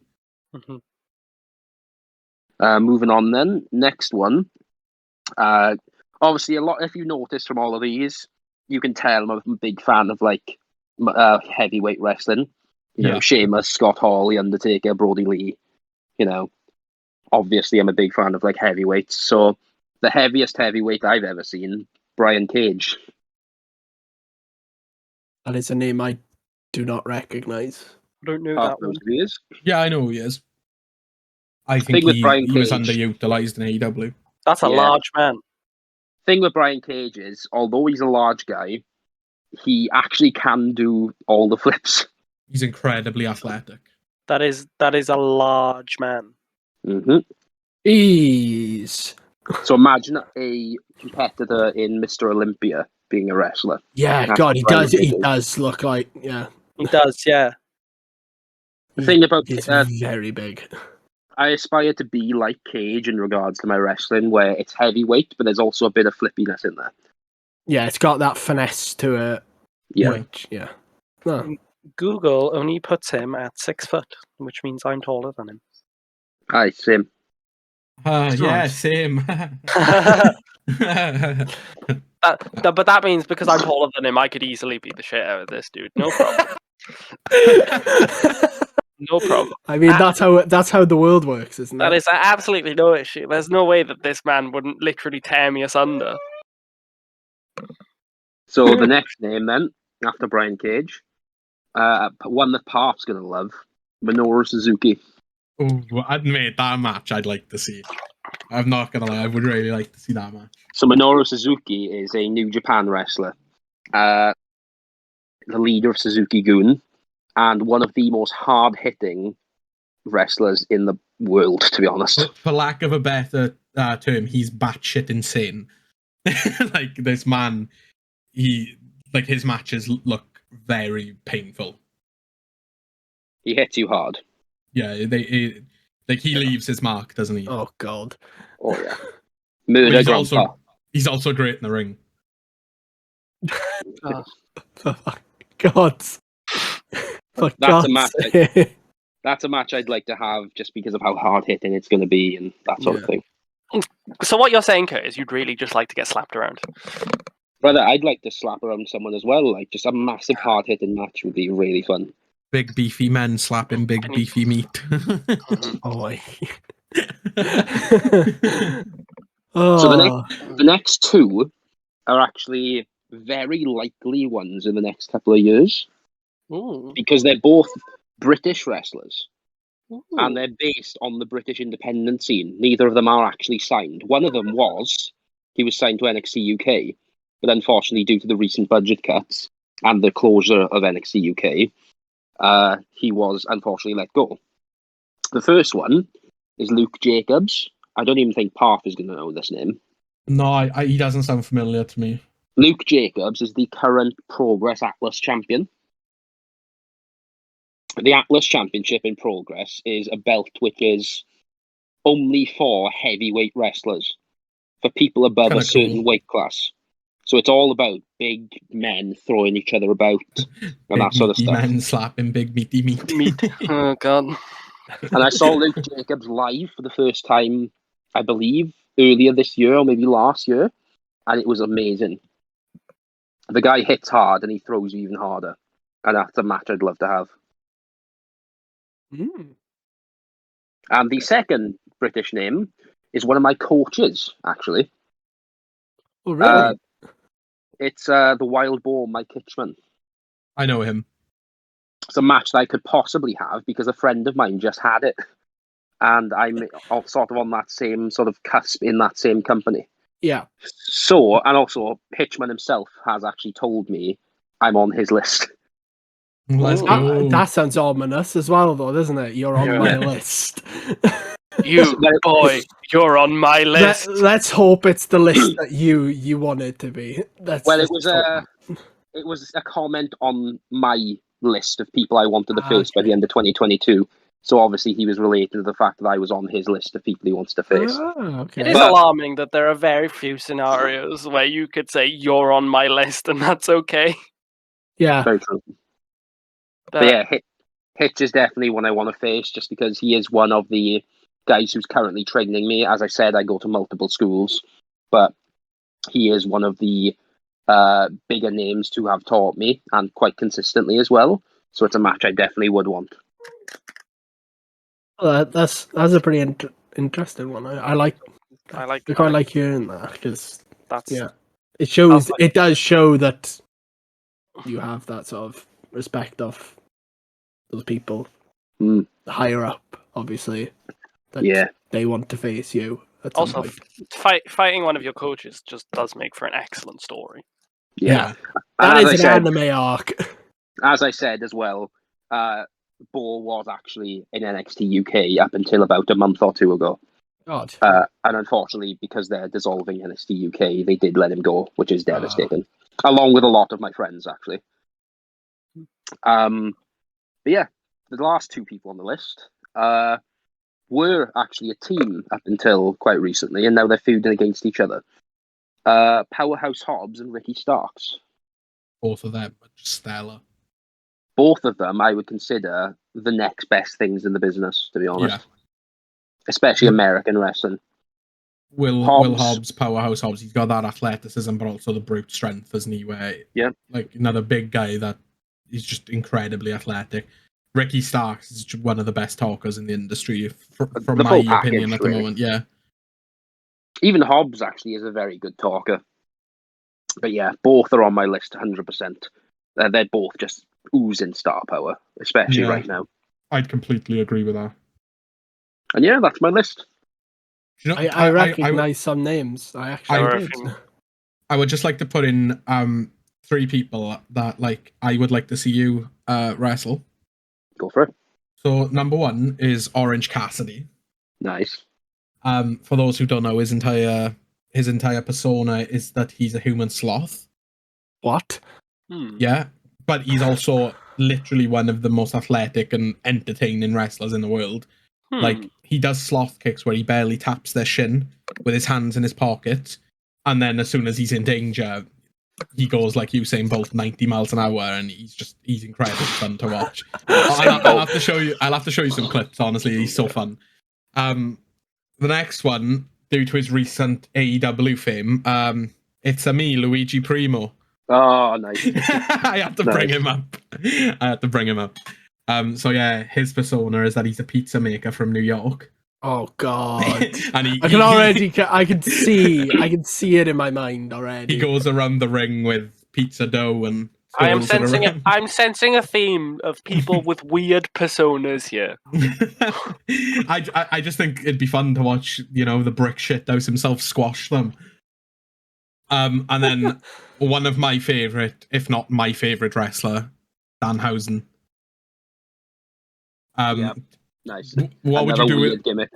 What would you do with his teeth? What? What? He carries around a jar of teeth. What?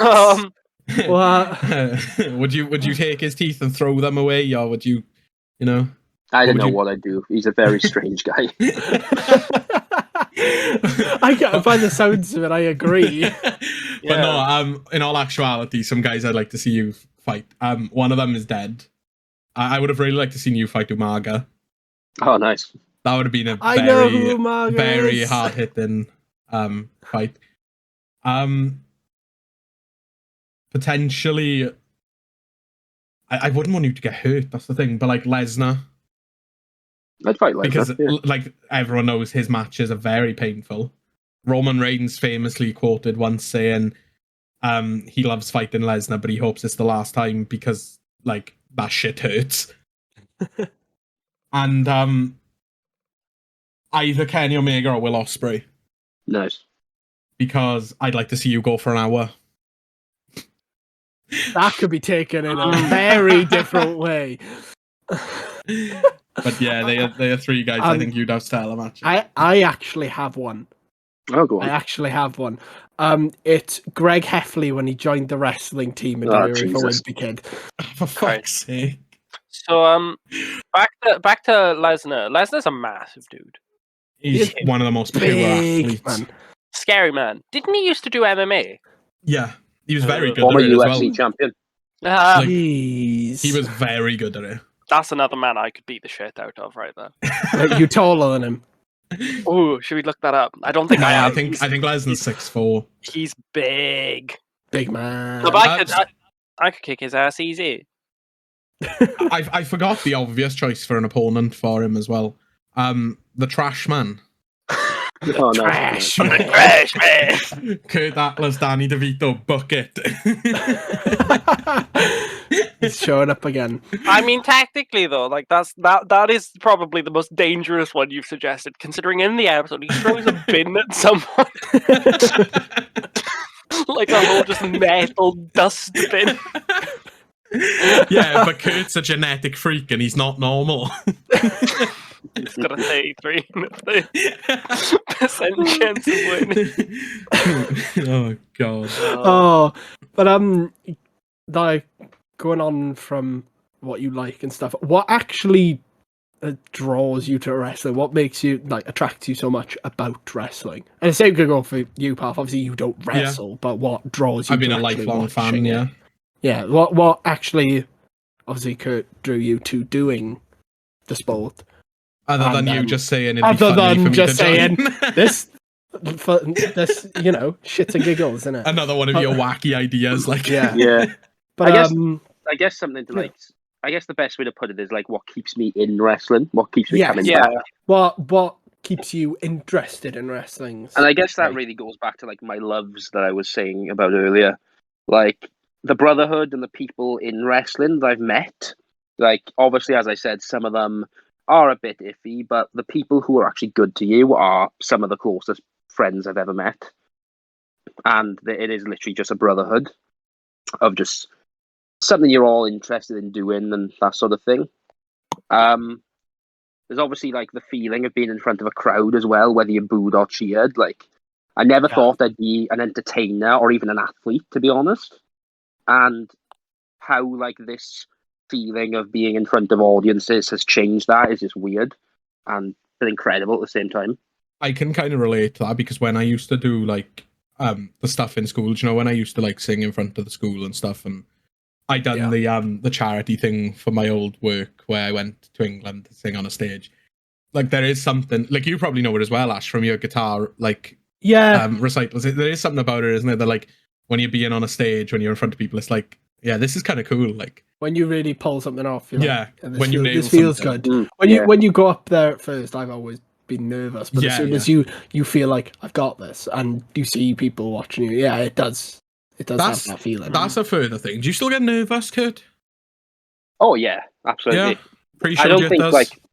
I like leading up to the actual show, I'm all right, and then it's literally as you're facing the curtain, ready to go out. That's when I start to be like, oh Christ. Yeah. But I kind of I've got a ritual now, and it's kind of just like to keep me in the zone, and it just works, and I end up going out. Is that playing Pokemon? No, it's not. Sitting on the floor behind the curtain playing Pokemon on his Switch. Gotta catch one shiny before I go. Oh God, good luck. They're waiting for him for 4 hours. They're like, is he coming out? He's like, hang on, I've just got to catch a shiny. But yeah, like the ritual is just very simple. It's just, it's not even like breathing exercises or that sort of thing. I kind of just hype myself up. Yeah. Pour water over my head, like that sort of stuff. That's kind of like us before we do the podcast. Yeah, like we like listening to Sabat before the podcast. Like I know there's guys who like listen to music and stuff and that sort of thing, but I kind of just get ready right as I'm about to go out, and by the time you walk out the curtain, there's no nerves. Yeah. No, that's good though. That is good. I think with me, what like draws me to watching the product, when I was younger, obviously it was these larger than life superhero type characters that, it was life or death when I was younger, where like, I was very much in the ruthless aggression era, which is like mid 2002 to like 2008, I think, 9. Forgive me if I'm wrong, but you had some of the greatest like rivalries like I've seen. Like you had the Edge and John Cena one, you had The Undertaker, Shawn Michaels, Randy Orton, and John Cena. Like there was a lot of good stuff. Like John Cena's at the forefront of a lot of it, and like he's a guy that I really didn't like as a child. Which like a lot of kids, like he's their superheroes and he's their Superman. John Cena. Like you always see like the kids wearing his merch, but I was always an Edge fan growing up. Like I loved the bad guy. Do you know what I mean? And like now that I'm older, John Cena, like I just think he's so fucking good at what he does. Like there's a very big level of respect there, and I think that's what it is now that attracts me to it. Like I don't watch it. Obviously, I watch it as a fan, but like there's a lot of thing in the wrestling community. You've got like marks, casuals, and stuff. I watch it. Like obviously, I'm not there. I'm like I don't believe everything they say, but I'm there and I'm watching. And I'm like fuck the level of respect that I got, and like. It's just how impressed I get with like how these guys pull off these things. Yes. Like that some of the shit you see, it's like wow, and that's what keeps me entertained. It's like I've mentioned him already, but like Kenny Omega, Will Ospreay, I think they are two of the absolute greatest to ever wrestle, because some of the shit that they do in the ring, it's like you don't even think it's possible. Like Kenny Omega going for over an hour in a match in Japan against Kazuchika Okada. To me, it is the greatest match I've ever seen. Nothing will ever come close. And watching that, you'd think a wrestling match for an hour is like, it's going to get boring, but you're good at your job when you can keep an audience hooked for that amount of time. And I think that's what it is. It's just the level of respect that like I've got now as an adult watching it, where I watch it and I'm like, fuck. Do you know what I mean? Like that's insane. So you watch it more for sort of the craft. Yeah, because obviously it's an art. Like it's like watching, say, an action film and really appreciating that these stuntmen are putting their lives on the line. Yeah, exactly. And that's the thing. People have died in the ring. People have got seriously injured, and it's like watching it now, and it's like it's an art. And like I've said it before, and I'll say it again, and I'll probably catch fire for this. I don't think any athletes in the world come close to professional wrestlers, because the amount of training, the conditioning, everything that they have to do is literally unparalleled. Yeah. Like, I think they're the purest athletes in the world. I will always say, like, there's nothing like wrestling ring cardio. Yeah, because you have told me the routine that you do, like, and for cardio. Like, oh my god, it sounds grueling. It does sound bad. And like literally, right, you could be able to run a marathon, right? Maybe like, just a marathon or whatever time. But then you could get in a wrestling ring, run a few laps, do a few bumps, and be exhausted. And it's simply to do with the fact that you're running, the ropes in the ring, you're taking these bumps, which are knocking all the wind out of you, and then having to get up straight away and take another one. And it's just a case of you need to force yourself to get back up with no wind left in you to be hit again and then do another bump. And it's just training yourself to be able to do that. Yeah. Isn't compared to nothing. Like, yes, MMA and stuff like that has a similar thing, but where you run in ropes in an MMA ring, you're circling your opponent, you're sort of like facing off. The same with boxing. With wrestling, you're hitting these ropes, you're running these laps, and then you're taking these hits and getting all the wind knocked out of you and still getting back up. Without sounding disrespectful to, MMA fighters, boxers, they also only fight every couple of months. Yes. Mm-hmm. I've noticed wrestling is a lot more full on in terms of schedules. Yeah, I think I can't remember who said it, but there was a wrestler that said like they're on the road for 300 days a year. Yeah, like that's taxing, not just physically but mentally. And that's why I think the level of respect comes in, because like obviously these guys are doing it for our entertainment. Yeah. Going back to what I mentioned earlier about one of my coaches who quit his job to become a full-time wrestler. Yep. He actually recently did the camp shows on the Welsh wrestling scene. And he did 60 matches in 1 month. Oh, Jesus Christ. So God. There was a case where he was wrestling once, I believe, every day of the week, at least, maybe even twice. Jeez. Just on literally at different camps, different holiday camps. Go to one of the camps, do a match, sleep, leave, get to another camp, match, sleep, leave, so on and so forth. God, it's a commitment. Yeah. Mm-hmm. And like it'll be bittersweet, like the day you get the call where it's like, yeah, I'm going to Japan, or like I'm going to the States to like, it'll be bittersweet. I'll be so happy, but it's like, yeah, but our mate is leaving, Like, I'll be so fucking happy for you when it happens, because, like, I firmly believe that it will happen for you. Yeah. The amount of dedication you put in is, like, do you know what I mean? Yeah, But seeing the stuff that you do and the amount of time you put into this stuff is insane. Yeah, it is crazy. I don't know if whether I should be worried about you or if I should look up to, because it's insane the amount of stuff you do. Like, it's very admirable. I could never do something like that. Yeah, and as I've said already, like multiple times, I'm just getting started. Like, I'm barely there. Exactly, and you still got that mindset. I'd be tapping out by now. So that's the thing. Like I said, looking at his Instagram, he's always doing something. He's always at a show. He's always on the road. The road. Yeah, you're always. I just couldn't.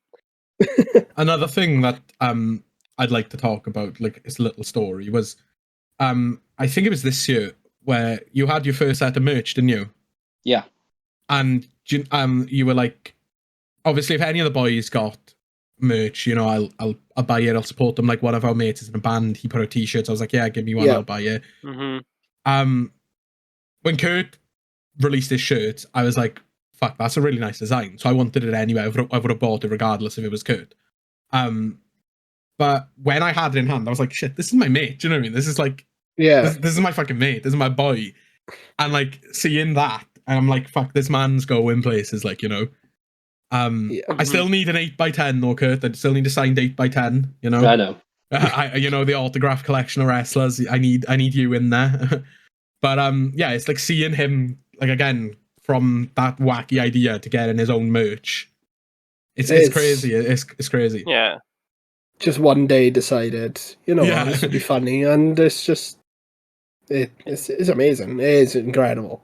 Gives me hope that one day we'll make.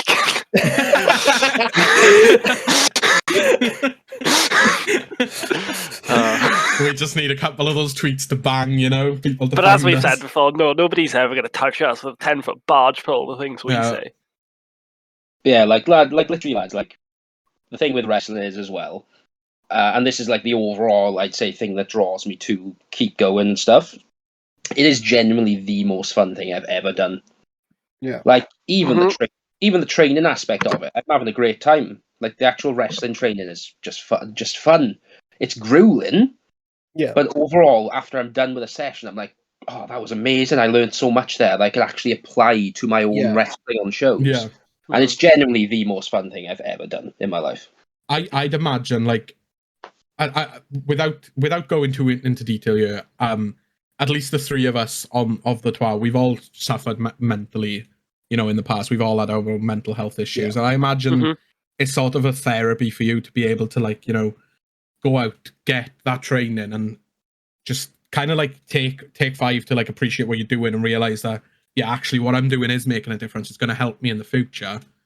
And I just imagine it's really good for your mental health as well. Yeah, I'd say so, yeah.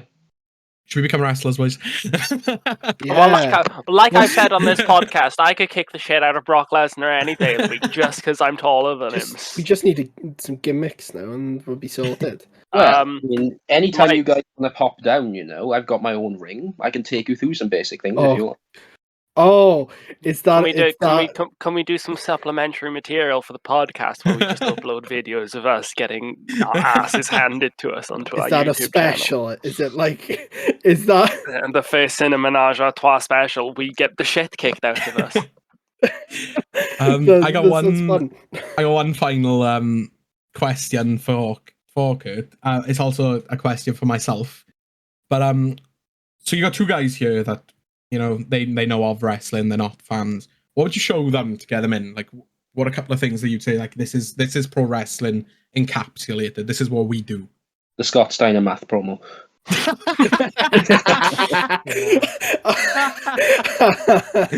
Oh my god! I love it. I fucking love it. I think he's right. We've been Cinemenage Trois. Thank you to Curt Atlas. I mean, to talk about that point more, though, I know he said it as a joke, but there have been several things that I have just got into just because of memes. Yeah. No, it was a very good promo. I watched the entirety of The Sopranos just because of all the funny videos I saw on the internet. I'm considering rewatching Breaking Bad because people just meme the shit out of it. Yeah. But yeah, in all seriousness, though, I could list off a few matches that I really enjoy to get you guys into it. Starting off, one of the coolest big guy matches I've ever seen is actually Dominik Dijakovic versus Keith Lee in NXT TakeOver Portland. Incredible match just for two big guys. And again, two big guys who can do some athletic things as well. Yeah. Yeah, that's a really cool match I think you guys would like. Yeah. Secondly, Samoa Joe versus AJ Styles versus Christopher Daniels at TNA Unbreakable 2005. That's a masterpiece. Considered to be the greatest triple threat match of all time. Yeah, that's firmly a masterpiece of a match. Next up, Edge and Christian versus the Hardy Boys versus the Dudley Boys at WrestleMania 17 at TLC. Oh. TLC, the first ever TLC match, I think. Counterpoint. Why not just watch the trilogy? I'll just watch the trilogy. Yeah, they're all stellar. The trilogy. What's the trilogy? They had 3 matches where they were all ladder matches, and they just every time they upped themselves. Oh. And it was really fun. And this last one is actually something I think Path should start doing, to be honest. Is it touching grass? That, but also go to live UK indie promotion shows such as Progress, TNT, and companies like that. Yeah. Just because the live experience of a wrestling show, not even so obviously the companies I work for as well, you can come to watch me, but also the bigger league ones such as Progress, TNT, and all those, ICW, because I watched a lot of live wrestling when Clash at the Castle came to Cardiff, because there was so many live shows coming to Cardiff at that time. So I ended up crewing on ICW, Progress, and TNT. And just by crewing that show and also watching it, it was just an incredible experience. There was some amazing matches there. And the British scene has such underutilized and like unappreciated talent from a global scale. Just literally, they could change the wrestling world as soon as they get their break. Yeah. Should we make it a date, boys? The Trois invade Curt Atlas match. Like, should we go though? The three of us to like experience this. I'd love to. We need to, yeah. But I have one very important question now involving wrestling, and you have to answer this seriously. Yeah. When will Edge be allowed to come? I hate you. We've had Cinemenage à Trois. That's been Curt Atlas. How many times are we gonna make the Edge come joke? Yeah. Oh, fucking hell. If I had to say a couple of things I'd show who's never seen wrestling, I'm gonna try and get a variety, because like Curt said, he's a very big fan of, the traditional old school heavyweight. I'm more of a fan of the flips shit. I like a fast paced. Not to take anything away from the heavyweight stuff. There isn't nothing better than two big beefy men slapping meat, As we all know. But first match, Undertaker v Shawn Michaels, WrestleMania 25 in 2009. I think it's probably the best match WWE have ever put on. I rewatched it recently, and the Who build up as well is perfect. You've got two veterans there that they know how to encapsulate everything. Next, I've already said it, but Kenny Omega, Kazuchika Okada, Dominion 6.9. Yeah, haha, 6.9, haha. Nice. Just stellar. I believe that's the match that went over an hour. I believe that's the 2 out of 3 falls match. Amazing.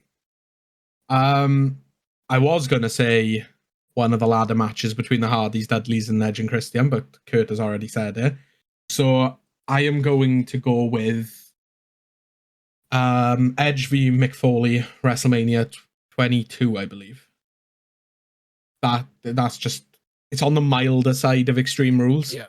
But obviously, you're not going to dive in and be like, oh yeah, death match, sick. You've got to ease yourself into that sort of shit. Yeah. And then I think finally, I'm torn between two matches, so I'm just going to say them both. The Young Bucks versus Kenny Omega and Hangman Page at Revolution, I believe it was 2 years ago. It was just one of the best tag matches I've ever seen. I believe it had 6.5 stars out of 5. Which, yeah, you let that sink in. And then the other one, the numbers don't lie. The next one is the Young Bucks versus the Lucha Brothers in a steel cage. That was another good match. And like sign up for a cage match. I got you for 3 minutes. 3 minutes of playtime. You know what? Fuck it. I'm throwing another one in. Macho Man Randy Savage, Ricky Dragon Steamboat. What a match. But yeah, they are some of the matches that I think they're just incredible, We'll definitely have to check them out because I imagine it'd be quite a fun watch. Was you there when we watched Stadium Stampede, Ash? I loved that. Stadium Stampede. I was going to bring that up. I adored that because it just felt like just any fight scene in any. Yeah, it was chaos, wasn't it? Film. Like you were just like, what is going on? Just ended up going through the entire stadium and like the offices. It was mad. You'll have to watch Stadium Stampede if you haven't watched it all. I will. Oh, we'll have to watch together because I actually really enjoyed that. I think because I think I have it bought on my Fight account. Yeah. So I think I can just go back and watch it through that. I mean, 100%. Like, I know I've never watched any wrestling and I've never been big into it, but it's definitely the sort of shit I would 100% enjoy. I personally think for the sake of your wallet, your family, your child, don't get into wrestling because you'll end up buying every pay-per-view, you'll end up buying the toys, we know what you're like. Yeah, now. so maybe you Oh don't my God. watch wrestling. You telling me not to buy something? What is happening? What have you done with Joshua Parfit? Oh, just fucking dox me on the podcast. Fine. Just fucking dox me is cool. Yeah, doxed. Just post your whole address in the description of the next YouTube episode. Just find out where all the Undertaker figures are going. That's where you'll find my house. But yeah, before we wrap up, there's one segment we haven't done today. And time for Geekly Confessions. You're now tuned in to Geekly Confessions, where these three idiots share some things they may or may not be ashamed of. So sit back, relax, and prepare for some easy listening with Geekly Confessions. So it was originally meant to be the host with the most today. Hello. But our esteemed guest said he had something prepared. So we're going to open up the floor to the brick shit house and see what he's got to confess. So mine's not really like this is like a thing where we watch something, right, or that sort of stuff. It's just yeah, it can. It doesn't necessarily have to be though, does it? No, My brother it doesn't in have Christ, to be. I spent a whole episode saying how much I hated RPG games. Yeah, and I spent last week saying the video game conferences are bad. Fair. Yeah. Well, mine is actually a confession on like something I haven't seen. Yeah. So mine is that the only piece of Lord of the Rings media I've ever experienced is the Middle Earth video games. Really? We've been Cinemenage à Trois. Like, that's mad. I didn't know that. Like, they are good games. I really enjoy those games. One of those God, films has a goddamn Oscar. Yeah, but so does Moonlight. You don't see me watching that. No, Moonlight, you won. Like you won. But God, I didn't know that. I know, Yeah. like, That's I crazy. knew you had played the Middle Earth games because I remember us talking about the Middle Earth games a lot. But why didn't you think after playing them to go back and watch it, or is it just something that doesn't interest you? No, I'm kind of keen. I'm interested in it, but I just really didn't have the time. Nor I mean, just they are a time sink. They definitely are a time What is sink. it, like I heard how 12 long hours they for were. the extended? 12 hours for the extended, Yeah. all three of the films. So Yeah, I heard how long they were, and I was kind of like, I don't have the time, and I'm not really asked, to be honest. I mean, it's more understandable. If any one of us three had said, I would be around the house and counterpoint, I'm in your home. I'm in your home. He's He's done just it. But ripping the roll of duct tape. Like, it is understandable because of how busy you are. They are long films to sit yeah, through. for a busy man, it's understandable why you haven't seen them. Yeah, that's- For anyone else, if they're listening, it's downright Watch criminal. And I will find you, and I will force you to sit down in front of a TV, and I will put all of the extended editions of The Hobbit and The Lord of the Rings on. I mean, the extended edition of The Hobbit only have like a couple of minutes in them. No, I don't care. They're watching them. And then just They're because you've not seen it, I'm then going to force you to watch Rings of Power, even though I don't Oh like it. no, No. that's a bit uncalled for, isn't it? Calling gonna be my like- butthole the Ring of Power because my parents are really mad. There's black guys in it. Oh no! It's gonna be like, but what I'll do, it'll be like a Clockwork Orange situation. Eyes Yeah. forced open. Oh god! I've- Please don't. You could do it with the Lord of the Rings, but no Rings of Power. Don't do that to anyone. You can't do that. That's inhumane. But no, that like it's understandable. I can see why you haven't watched them because it's just a lot. It's a lot to sit through. Yeah. But counterpoint. This one's a real counterpoint now. Get a portable DVD player. Or just buy the films on Prime. Yeah, you can. They are on Prime, aren't they? Yeah. Mhm. Are they? Can you just like see them now because Lord of the Rings? No, you can't. You can't. You still have to just buy them. I'm pretty sure. Last I checked, you have to buy them on Prime. You Ugh. can't watch them on Prime, even though Rings of Power is on Prime. Ugh. I spent Which is- £200 on a Lord of the Rings box set, so Yeah, I spent I have a the decent Middle amount on Earth. Well, I think it's like a 31 disc set, 4K. Oh, yeah. You know. Yeah, I have the Blu-rays. I have the Peasant. extended Blu-rays. Yeah, I have the box extended set. Blu-rays. No, I have the box. I have that box set. But you don't have it in 4K. Yeah, because I don't have a 4K TV. it's expensive. Leave me alone. Hell, man. Fucking hell! Not all of us buy everything in 4K. I like the way this was something Curt was doing to probably anger us, and we've just got angry at each other. Yeah, but it wouldn't be Cinemenage or Trois without us hating each other. It wouldn't be projecting. it wouldn't be the final episode of Cinemenage without that. No, So yeah, but- I think that wraps us up. So before we Yeah. go, Curt, where can we find your socials? You can find me on Instagram at big.curtpw and on Facebook and Twitter at Curt Atlas.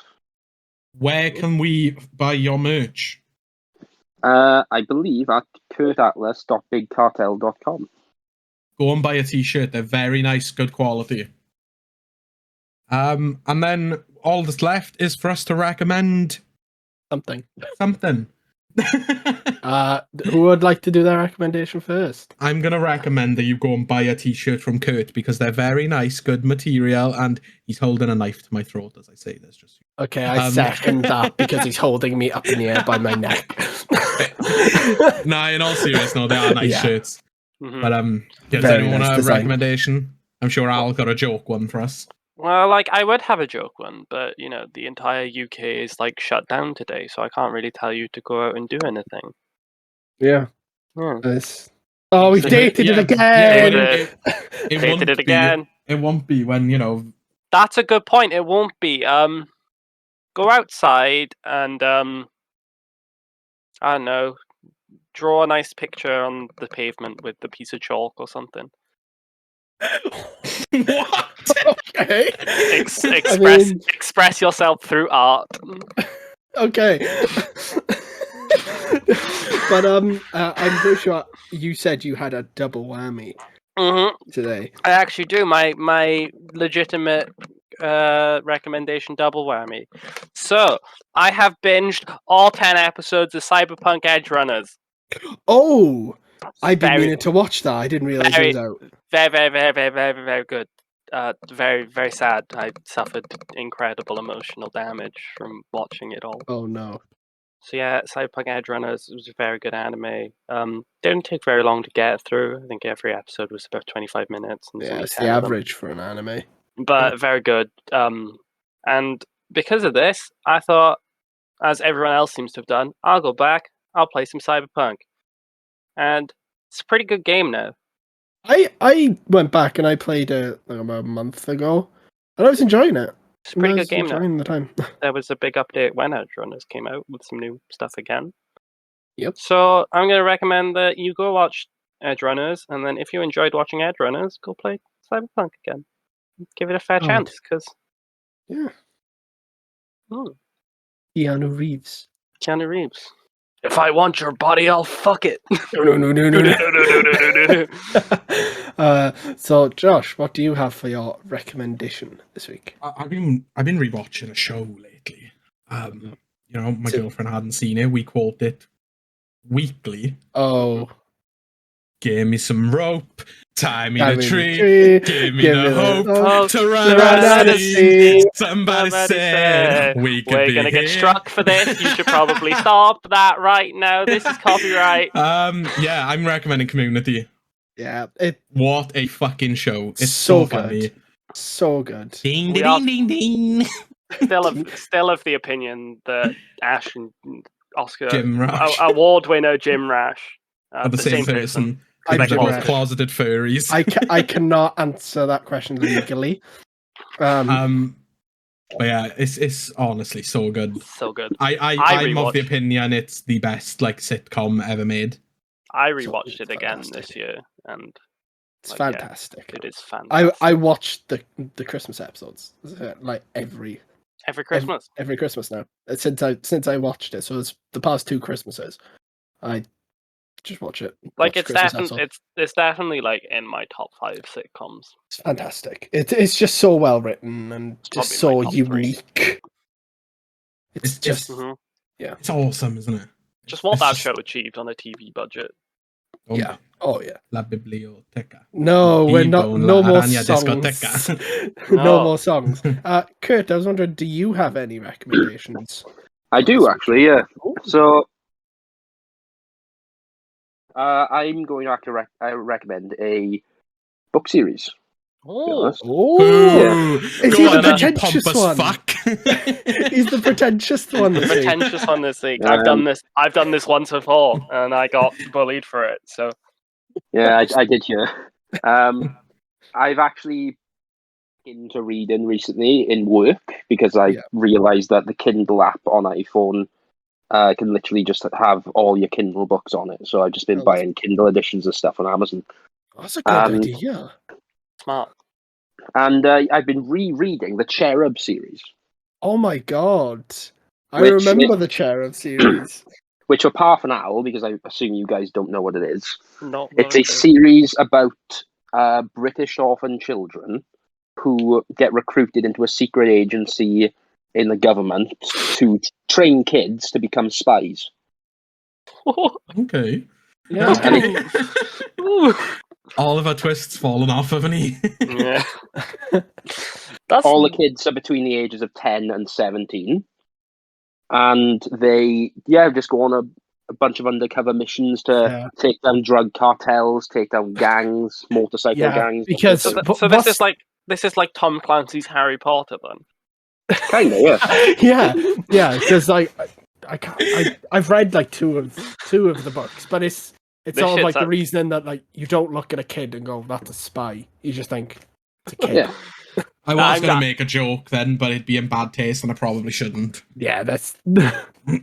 Every time I see a child now, I'm going to automatically assume that they're a spy. Surprisingly, I've got a lot of book-based recommendations, to be honest. Oh. Like Cherub's not just the only book series that I think is fantastic. No, I remember reading Cherub and really enjoying it, so I like that recommendation. And so the final one. Yeah, my recommendation is actually a podcast. I know I'm advertising a different podcast on a podcast. So it's not huge as far as I'm aware, but it's called Drunk Mythology, and it's basically just people having a drink and talking about mythology. And I really like mythology, and obviously when alcohol's added, that's even better. You know me and my alcohol. We do a drunk episode. We should do a special, like a Christmas special. Yeah, all of us just get absolutely twatted. And but we do need to like take into account that most of the time we record on a Sunday afternoon.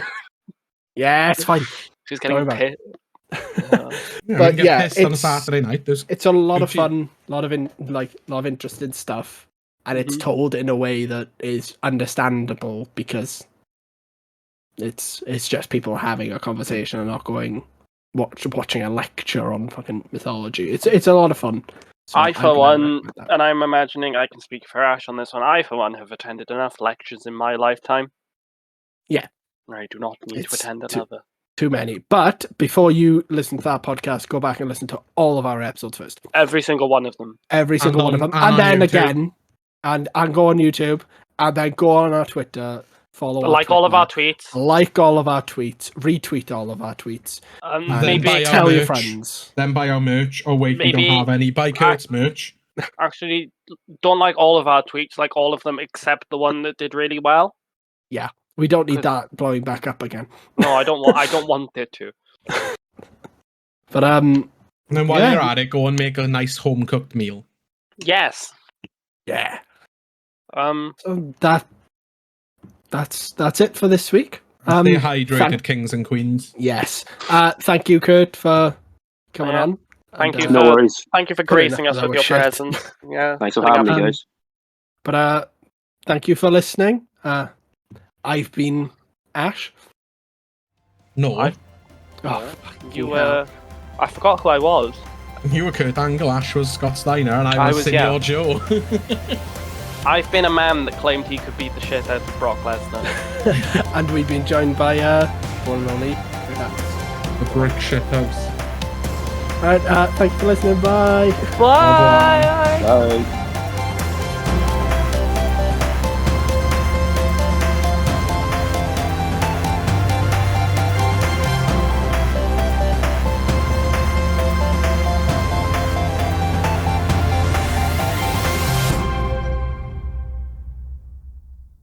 Yeah, have you got your introduction done, Ash?